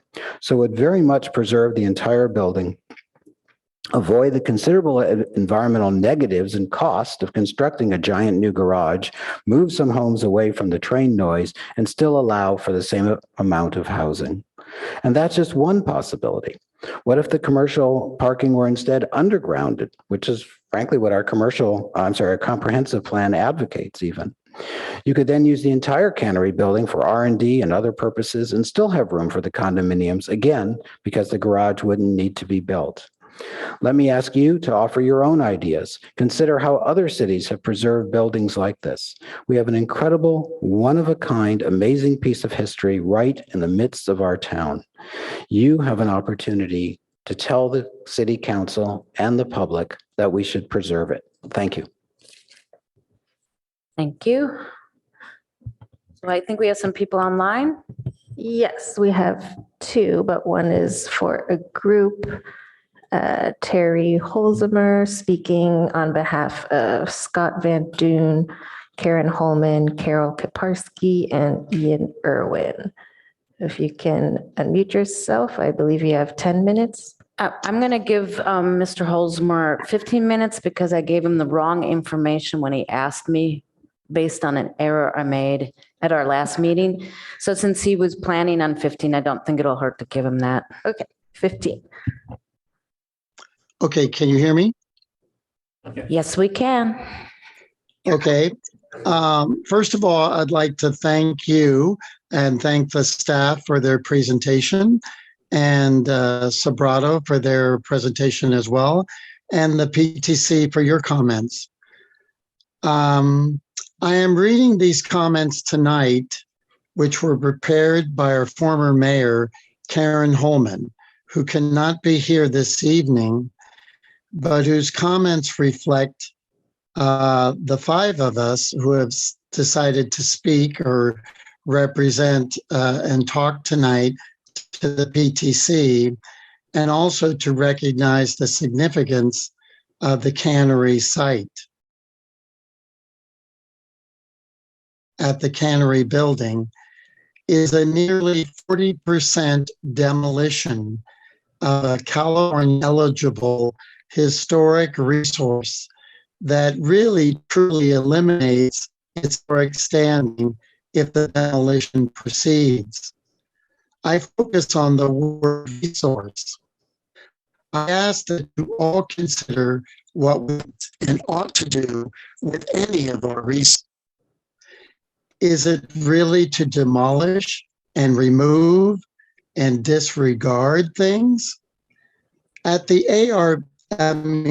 HRB review, they did not say that it was okay to demo the cannery.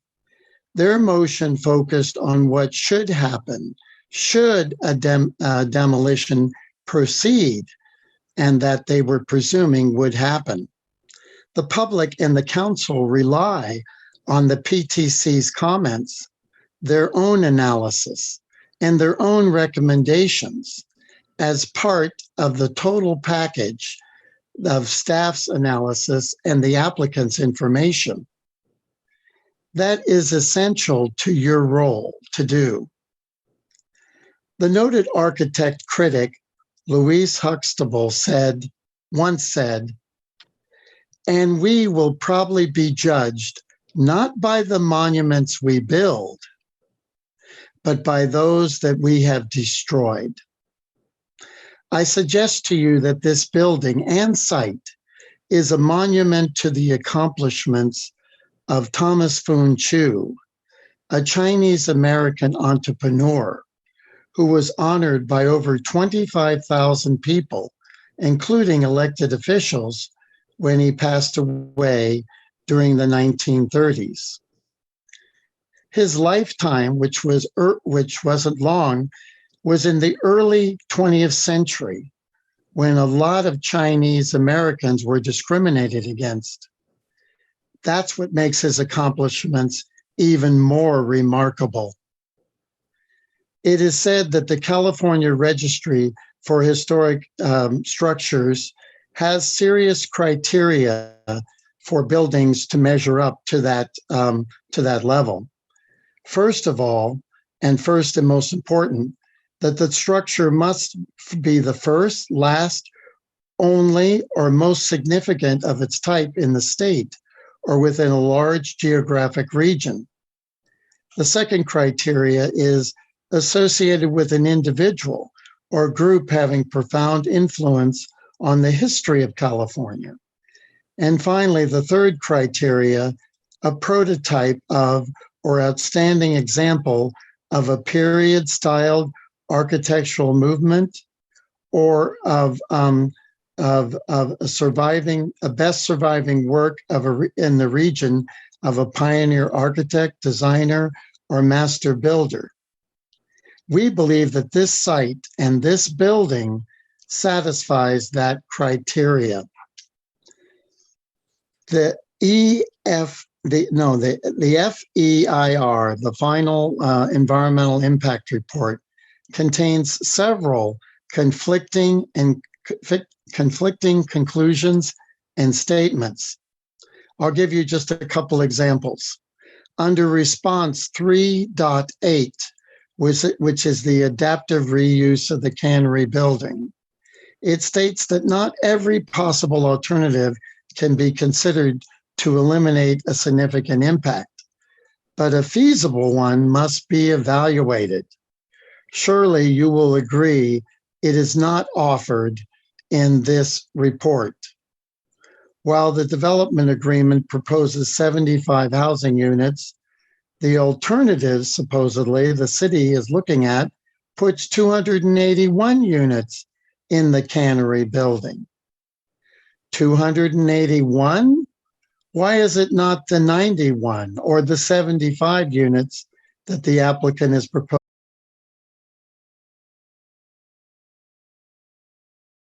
The cannery building with 281 units is, to my mind, a different project, not an alternative that also creates 91 or 75 units of housing.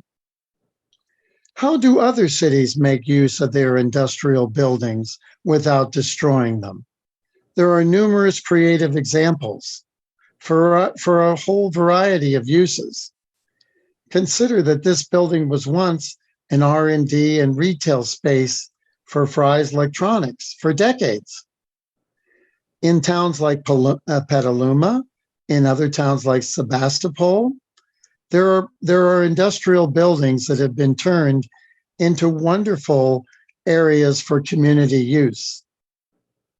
In no other response in the FEIR is this more infeasible, because the applicant's own architect was asked to conceive of an adaptive reuse of the cannery building, again imposing the 281 units. Numerous times at and by the NVCAP meetings, there were requests by the city to conduct a feasibility study, presumably independent, for reuse of the building. There is no evidence at this time from this writer that this has ever occurred.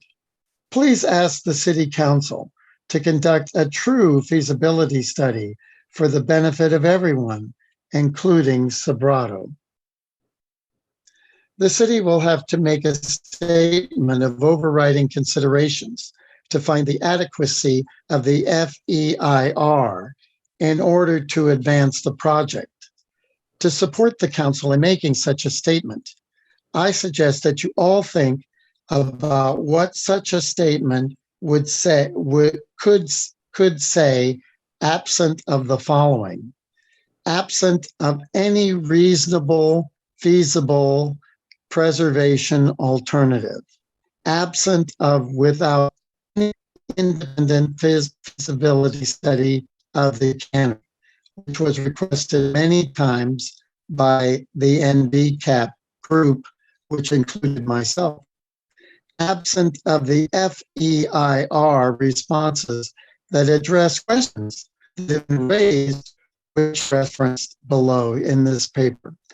And separate from the FEIR, what can you recommend to the council now knowing there's an absence of any known financial analysis for long and short-term benefits to both the city and Sobrato, absent of any identifiable future for the site given PC zoning, absent of a comp plan designation consistent with the purpose of the designation, noting that service commercial is for auto-dependent uses along El Camino. This site is near a Caltrain station and does not have primary vehicular access. And finally, absent of any plan for developing a park or affordable housing.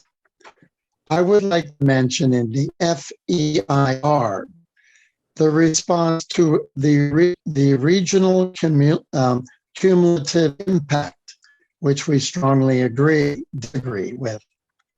The building itself, I'm talking about 340 Portage, is a very rare surviving example of not only Palo Alto's past, but of Santa Clara County and the state of California's architectural past. If you look at 45 in the Turnbull report, examples there of information on why this is so important. This staff response does not address CEQA's cumulative regional impact, considering the cannery's rarity as a remaining structure that represents the Valley of Hearts period that was a really major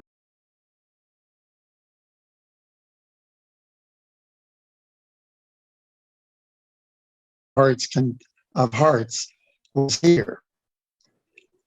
I'd like to mention also that in section 4.2 of the FEIR, there is the proposal, and I'll quote it. It says, the proposed demolition would result in the substantial removal and significant and unavoidable impact. Analysis of whether the other elements of the project align with the Secretary of Interior standards is unnecessary because this conformance to the standards would be rendered inapplicable due to the material impairment of the historical resource.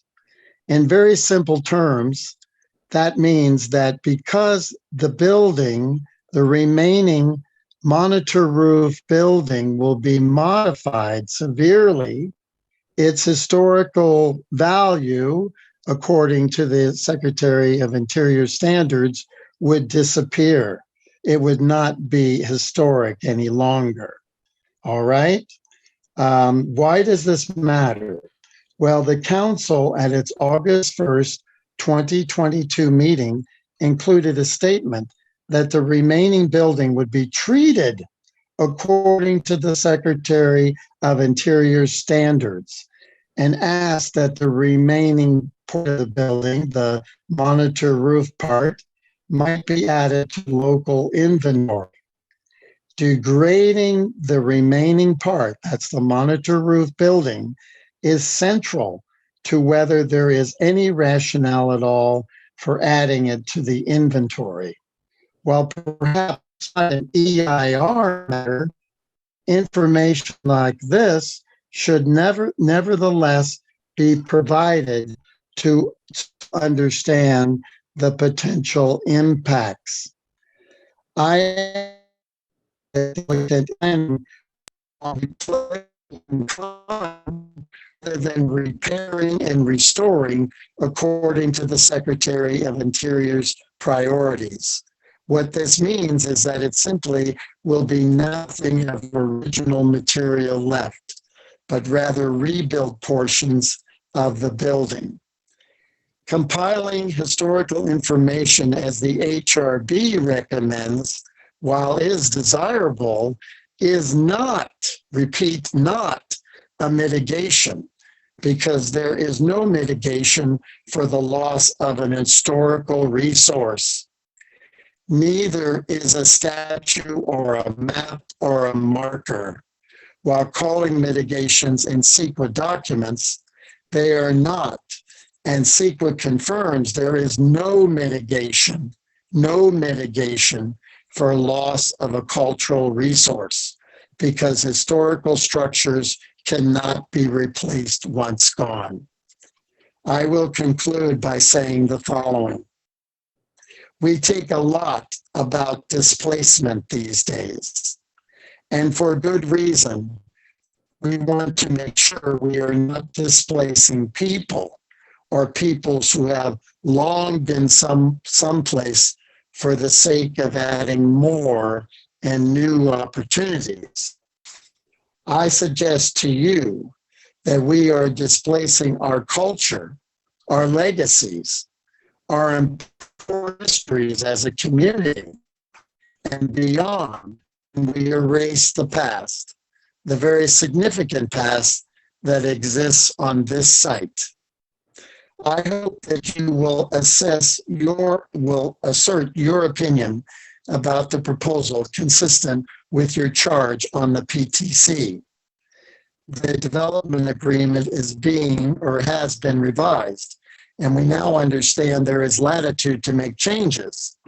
We hope Sobrado will take seriously the concerns and care of our community has about the current proposal and consider changes. We are all volunteers. That goal of the development agreement while also respecting history by giving it its rightful place in the future, developing a better and more cohesive land use plan. Thank you. Thank you, Mr. Holzmer. Do we have some more speakers? Yes, just one more. Becky Saunders, you have Thank you. 5 minutes. Thank you. Good evening, Chair Suma and commissioners. For my comments tonight, I will read part of a letter that Palo Alto resident Gloria Home, the granddaughter of Thomas Foon Chu, wrote to the North Ventura Coordinated Area Plan Working Group in July of 2020. Gloria is an educator, economist, a civic leader, and a recipient of a Lifetime Achievement Award by Avenidas. And I quote, this is Gloria's words. It's critically important to recognize that these buildings are not just another series of old industrial structures that are now unneeded and torn down. In fact, these buildings have played a major significant role in not only Palo Alto history, but California and our country as well. Largely forgotten by current residents, and I, Becky, am going to say, and unknown to many of our newcomers, Santa Clara Valley, known as Silicon Valley today, was once called the nation's Valley of the Heart's Delight. Long before there were silicon chips, the valley was known as one of the most important fruit growing areas in our nation. The land that now contains our largest corporations, Google and Apple, was once the best and most fertile area for growing fruits and vegetables in California and in the world, actually. So as part of that important past, the Bayside Cannery, which became the third largest cannery company in the world and built a fruit cannery operation in the early 1900s, established by my grandfather, Gloria's grandfather, Thomas Foon Chu. The Mayfield Cannery focused on canning fruits, apricots, peaches, and tomatoes. In addition, even after his death in 1931, the cannery continued to be a major supplier of canned foods to the U.S. military during World War II. Millions of cans of fruit and vegetables were canned and produced at the Mayfield facility for our service people and for the nation at war. I, Gloria, and of course Becky here, encourage you to recognize the significance of these buildings in our own backyard and how they could be adaptively reused to serve future generations to come. These structures tell an important story that all future California and Palo Alto generations can benefit from. I support the efforts to retain and reuse the 340 Portage buildings as part of our history. And speaking for myself, now this is Becky, that's the end of Gloria's letter. Total class act, by the way. this is me. I'd like to remind you that TFC, Thomas Foon Chu, was the asparagus king. He invented the first way ever to pack delicate sauce asparagus for canning and then get them to market. He was brilliant to be able to parlay his genius into building a fortune at a time when the Chinese Exclusion Act was running rampant. He hired a Chinese engineer, graduate of Stanford, when the man could not get a job anywhere else due to racial prejudice. He provided housing for his employees who came from all around the globe, knowing well that their options for finding housing in the marketplace were practically nil. He was a practical man, didn't spend a lot of time wallowing in anything or waiting for others to change it up. He changed it up. His kids were the first Chinese Americans to graduate from Los Gatos High School. He was a different type of American pioneer. Now, we are all becoming quite familiar with these terms like erasure, appropriation, and cultural amnesia. Well, here we have a chance to do more than just pop a plaque and be done. What a feather in the caps of this development team of competent people that we have heard from tonight who are representing the applicant, working hard for them to be part of a big thing and apply their brilliance to preserving this historical resource while meeting the goals of the property owners. They are not mutually exclusive. I mean, we just have not seen any real data or evidence that something can't be done with that building other than knock down a third of it. And then, of course, knocking down a third of it means that eventually we can knock down the whole thing. Because once you knock down any part of a building that is historical, it takes it right off of the protected species.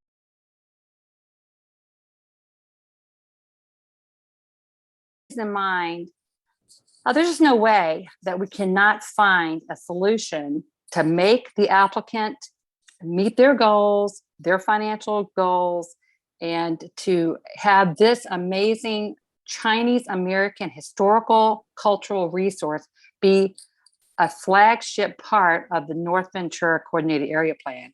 I mean, we get people coming there. There could be all kinds of activities that the art group could work on. It boggles my mind that there isn't more excitement around this. So maybe it's because so many people actually still don't know about it. So please help us take steps to protect and exploit in a good way this rich cultural and historic landmark. Thank you, PTC commissioners, for your service. Thank you very much. And if we have no other speakers, I'll go to the applicant to see if they want to make any rebuttal comments.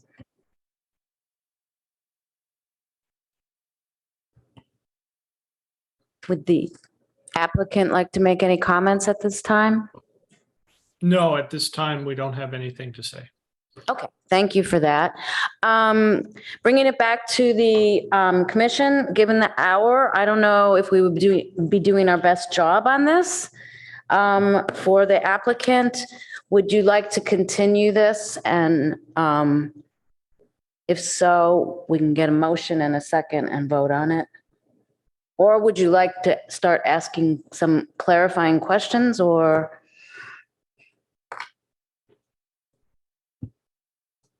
Do you want to stay?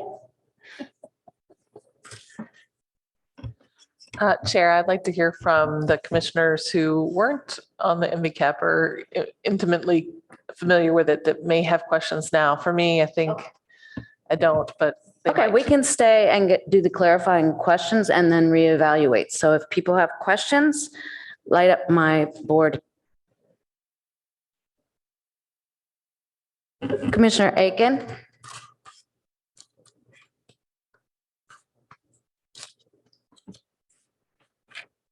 Let's see, where to begin? So I like this design a lot. And of course, the housing is much needed. And the particular type of housing is much needed in the larger units. Nevertheless, there is a question of whether we're really getting enough return for the loss of the building and the loss of the area. We could, for example, have significantly higher, at least some part of the home development be significantly higher density. And the ARB has suggested that. consider whether we would like to formally support that. I'd like to have some discussion about that later. And there's also the question of whether we're committing for a significant period of time. So the first question I have of staff is about the terms of the development agreement. There's a 10-year term limit in which we're not allowed to modify zone.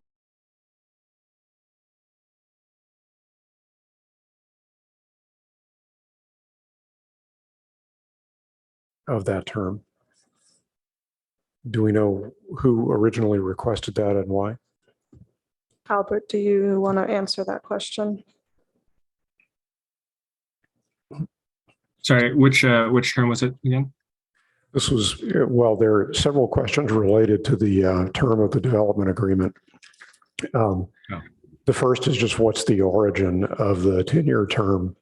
Yeah, that was proposed by the applicant.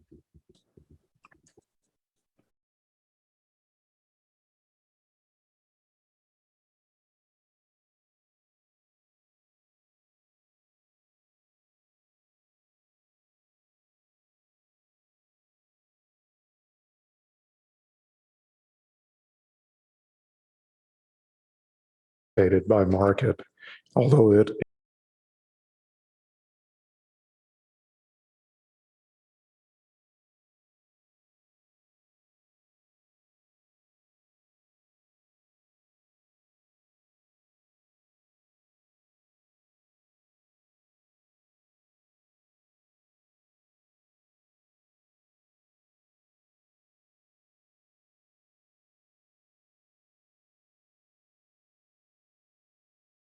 does it make sense for the expiration date for townhome construction to fall outside the current RENA cycle?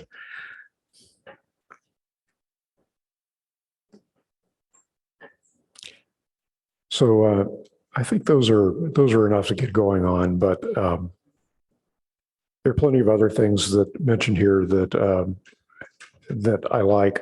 I noted that because the townhomes are fully parked, the members of the homeowners association are prohibited from participating in residential preferential parking programs.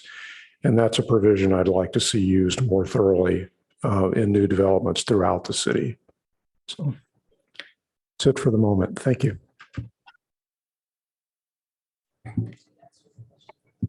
Did you want any more of an answer to your questions? I assumed that Ms. Raybo would either be able to answer or the applicant would be willing to speak to those. Okay. So I can provide an answer on the timing of the townhome development. There isn't much that we can do in terms of like requiring them to be actually built, because if the market doesn't support construction of housing, and we believe that the townhomes are sort of the most likely to be successful in this area, they're not going to be built at a loss, right? But we do expect them to be built, and we have done what we think is the next best thing to, requiring them to be built, is having an incentive in the development agreement. If they are not built within the DA term, then the $5 million payment, which was otherwise tied to those townhomes being built, is still due to the city. So that is a public benefit payment that is we would think of as sort of being used to offset some of the impacts of that townhome development, that market rate development. It would be used to offset the BMR impacts, but we would still be receiving that payment even though those impacts weren't experienced by the city. So that's the incentive structure that's in place. Commissioner Aiken, can I just follow up for clarification with Mr. Yang for that question? Okay, Mr. Yang, when does it count towards arena cycle? When it's approved? Building permit. Or when someone moves in? Or yes, sure. Maybe Claire can answer. A building permit. When the building permit is issued, it counts toward the arena. And is that after on your chart of the green path we're on? Where is that? Is that the end of the chart, or is it past that? It's past that. Okay, thanks. Yeah, moderately interesting. Chair, this is Tim Steele, if I may also answer. Yes, I was just going to ask Mr. Aiken if he wanted to respond, but if you can, please go ahead. I just wanted to add one more thing to what Albert said as far as how this deal is structured. It's in multiple phases, but even before the townhomes are in a position to move forward with a permit, we will also be donating the land for the affordable housing and for the park. So, and then at the end of the 10 years, if even after making those donations to the city, the development of the residential townhomes doesn't occur, as Albert pointed out, we would also be making a $5 million payment. So the city would have land.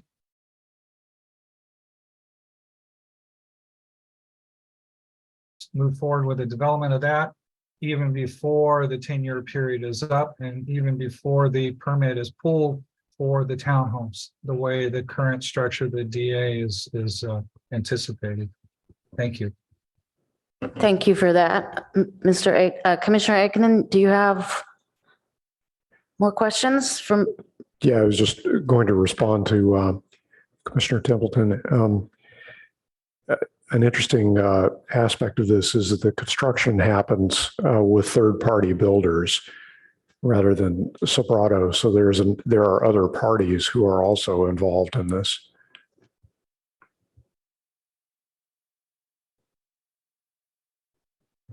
Okay. Mr. Liu, Commissioner Liu. One quick comment and then hopefully some quick questions. As a comment, I wonder if we could change the penalties or incentive structure if the cannery is demolished, but the townhomes are not built. That would be a uniquely bad special case, but is plausible. I think Google recently demolished some buildings in San Jose, planning to redevelop them, but then temporarily paused those redevelopments. So as a comment, there's maybe something more aggressive or clear we could write there. I had really just two questions on the MV cap. So on the MV cap, on Portage, there's supposed to be this WUNRF. That's not really reflected in these plans. And I think the retail actually intrudes onto the WUNRF. So is that just no longer a feasible part of the MV cap? And we've considered that? Yeah. Yes. Yeah. So the project does not fully align with the NV cap. We did not have a draft plan when this project started, and we still don't have an approved plan. So there are aspects of this project that don't fully align. And so what we were really evaluating is just the key goals of the plan and how well this project aligned with the key goals that we were hoping to move forward. We feel that the project does move forward the key goals in a very important way with respect to bicycle and ped connections, because it does provide something that we really wouldn't get out of most other project, which is that public access easement and improved bicycle path that provides a separated bicycle path for the project. So. Got it. That makes sense. One more question, just kind of about the history of discussions. Have we considered being more ambitious on 3250 Park or the Audi building? It seems like their parking lot abuts right into the park, prevents some of the naturalization of the creek. And in general seems to me like one of the least ambitious and also least discussed parts of this project. Have we negotiated with Sobrato about doing anything there? I can maybe let Albert speak a little bit more, but I know that the Audi building was a key piece of the negotiations with the ad hoc committee, which I was not a part of. But I know that the building is underparked as is. And so my understanding is that Sobrato doesn't have an interest in reducing the parking because that will become its own separate parcel. And so they kind of want to park it to the extent that they feel like they need to provide for the use that's going to be on that site. And so I think it's underparked by a couple of spaces right now. And they've expressed that they're not interested in, yeah. Yeah, so to add to that, there was some discussion around whether there was a way to reconfigure the parking there. But it was the discussion was sort of limited to that. I think I understand your question to be, did we discuss redevelopment improvement?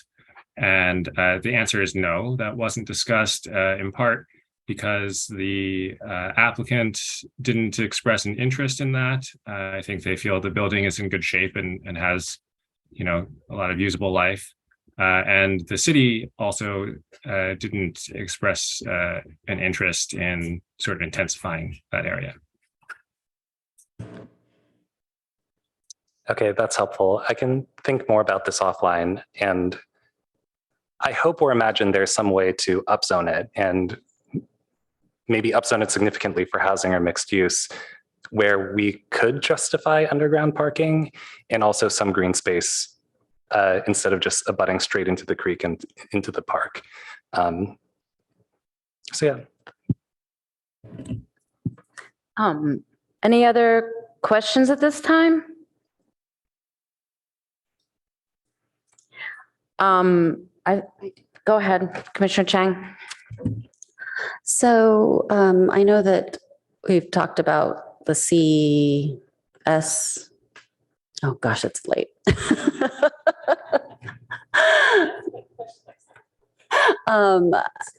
The service commercial.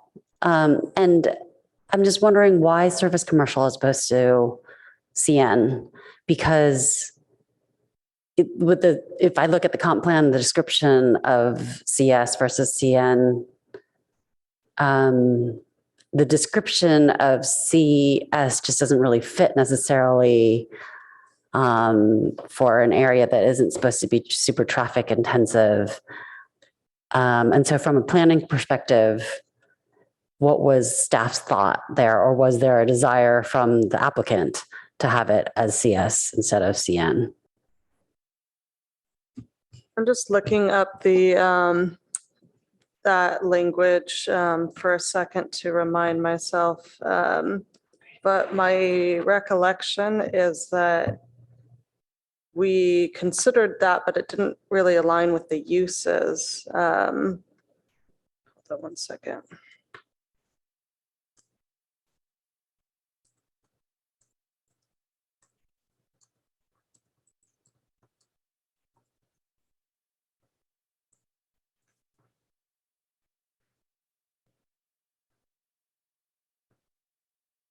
So just for the benefit of everyone, neighborhood commercial includes shopping centers with off-street parking or a cluster of street front stores that serve the immediate neighborhood. Examples include Charleston Center, Edgewood Center, and Midtown. Typical uses include supermarkets, bakeries, drugstores, variety stores, barbershops, restaurants, self-service laundry, dry cleaners, and hardwood stores in locations along El Camino Real and Alma Street Residential and mixed-use projects may also locate in this category. Non-residential FARs will range up to 0.4. Consistent with the comprehensive plan's encouragement of housing near transit centers, higher density multifamily housing may be allowed in specific locations. So this is something that we've used for shopping centers, so essentially some of our small shopping centers around the city. And what's being proposed really isn't a shopping center. So. Which makes sense, but neither is it when you read the CES description, it doesn't fit super well either. And CS is described as, you know, where everybody travels there by car. And like, if you could read the CS description, it doesn't fit either. And so the way this feels to me is, as I was talking to somebody about this earlier today and noodling on this, it feels like we're approaching this backwards, right? Like land use planning, you're supposed to say, okay, this is our city. This is how we want to use this area. And therefore it's going to be this land use. We're saying, this is what we want to do with this. And now we have to find a land use that fits it. And so we're going to look at the land uses that we have and try and find one that fits it. And so these are the ones that we have, and which one of these fits it. And so we're just finding one that will kind of fit in order to make this plan work. And as I look at that menu, there's multiple ones that will kind of fit. And the description for CS says something about like where everybody will arrive by car, and doesn't say anything about it being near transit. This is near transit. This is supposed to be a lot of residential. And at least like, if I think about where the city originally wanted this to be, we wanted it originally to be RM 30 zoned RM 40. So then at least in spirit, it was supposed to be sort of a more neighborhood serving thing. And so if really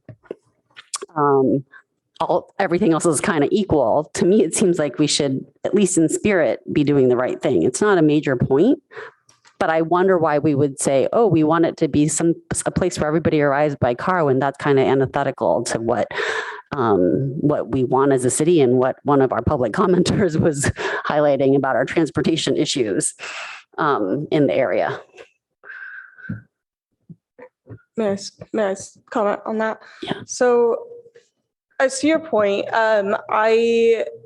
So there were a couple reasons. So one, we're looking at the uses that are existing at the site. And yes, looking at what do those align with, but also looking at what are the land uses that we have in this area already, and how would the project fit in with those? And when we look at that, the service commercial is already primarily surrounding this area. And the area that's already RM 30 zoning would remain, multifamily zoning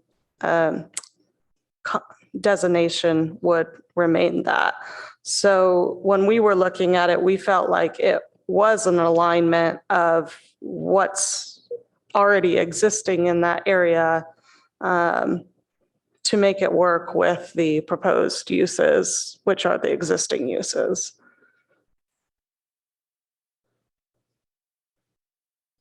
Okay, I disagree, but all right. I mean, I can see, I just wanted to understand. So thank you. If we're ready, I'm happy to make a motion to continue until our next meeting to a date certain.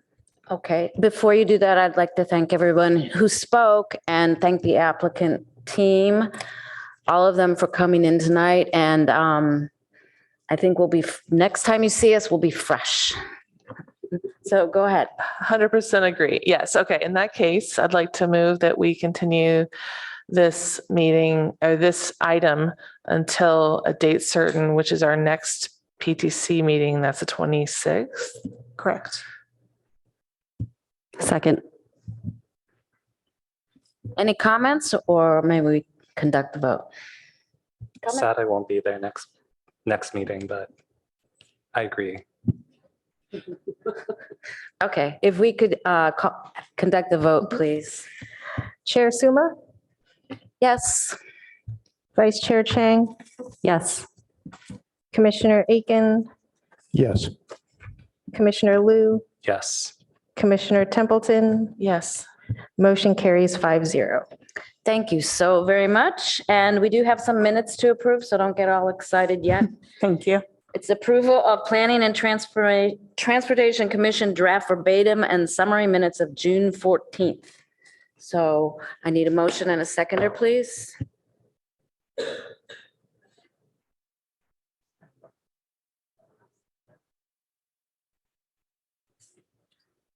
I'll make the motion. I haven't been anywhere. Okay, we have a motioner and a seconder, and can we call the vote, please? Commissioner Templeton, Yes. Chair Suma, Yep. Vice Chair Chang, Yes.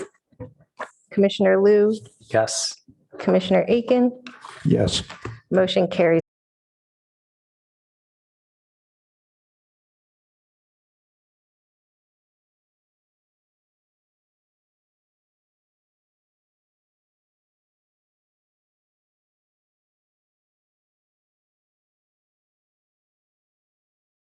Notice that the BCC handbook that was adopted not so long ago, I forget when exactly, by council, last year or something.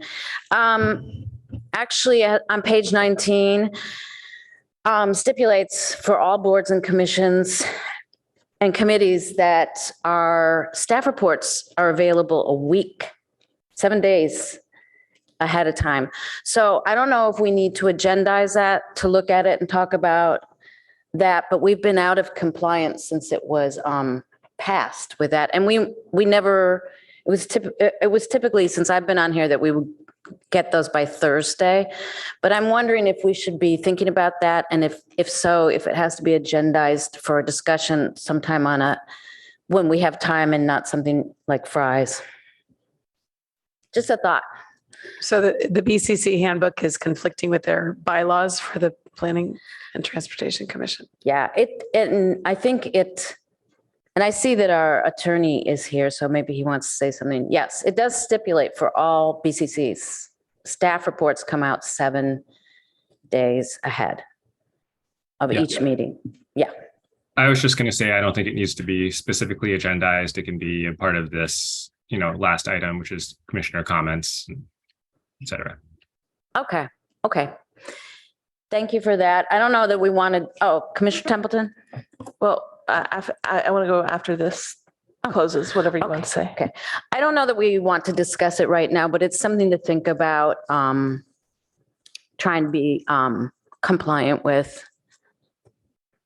Commissioner Templeton? Yeah, I agree, Chair, and we should talk about it maybe at a different day. Also, just wanted to check, if we wanted to discuss norms about when we do attend and when we choose not to attend, is that something that we need to agendize as well, Mr. Yang? For example, let's say for a health reason, person doesn't know whether they should come to the commission. And we wanted to discuss that with our peers here about what our norms should be. Is that an agendized item, or is that something we can discuss here at this time?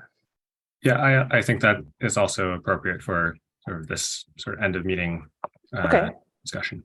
Great, thank you. While we're here, I think it'll be a quick discussion, but do we want to update our norms? For example, in I work for a government agency, and we test for COVID twice a week. And if we have it, we don't come in, or we do wear a mask, things like that. Those kinds of issues are happening pretty frequently in our office. And I watch the sewer monitors, and we have, times when COVID surges here in Palo Alto. We might want to be prepared in advance for a norm and how we might expect to be courteous to our other commissioners. Do you guys have any thoughts on that?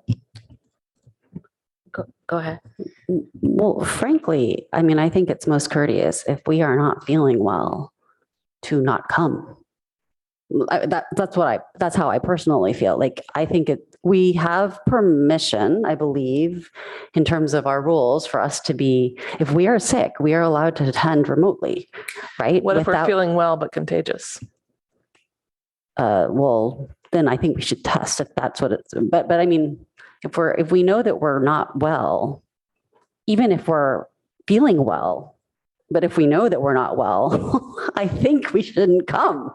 We have permission according to our, those rules, whatever the ones that we went over about attendance, that if it's for health reasons, we cannot attend and it doesn't count against our absences, correct? We can attend remotely.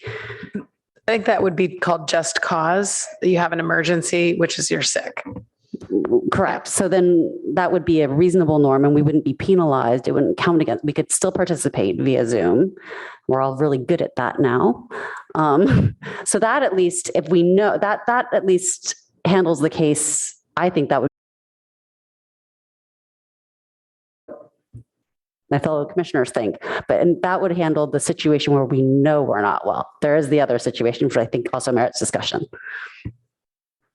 Commissioner Liu? I think if there's any doubt that you're not feeling well or any doubt that you may be contagious, you should just stay home and dial in. To that end, maybe we need a different rule change on how quorums work, because that was one issue from the previous meeting where it was not clear if people who dialed in remotely would count for the quorum, or it seemed like they would not, and that would mean we would have to skip the meeting. I think that's just a weird rule. Like, is this something we can just change, or? Yeah, I think, I don't know if Albert, Yeah, that's unfortunately a feature of state law. Yeah, 4 people present physically, right? Lobby your state senator. I mean, I think we're talking about COVID because COVID has kind of a unique, because we all went through it, and it has a unique ability to, you can be infectious and people and spread the disease when you don't have any symptoms. So I don't know. I feel like maybe we should have this discussion when all 7 of us are here, but it is kind of an awkward situation. I will agree. I think there's an issue around disclosure as well. Like, we're not required to disclose in any way, like the state law, the city norms, and we should just think about that as well. If it's not agendized, I think you can tell someone. So, maybe we can at least notify each other if we're ill. I mean, that'd be a start, then people can protect themselves. I mean, if I'm really sick, I'm going to be staying home. But if I think I have COVID and I test positive, I wouldn't come to a public meeting or any other group thing. How do we turn it into a norm? Like, that's the question. Like, how do we do it where we all agree to what our minimal? Well, I don't think, since the state law, emergency law ended, I don't think we can require it. I think we can amongst ourselves agree to it.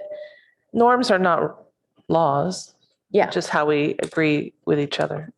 Well, it's something to think about. We don't have to decide today. Like the chair said, we can revisit this when we have everybody here, but you're invited to disclose if you wish to disclose. Well, thank you for bringing that up, though. Anything else? Okay, meeting adjourned.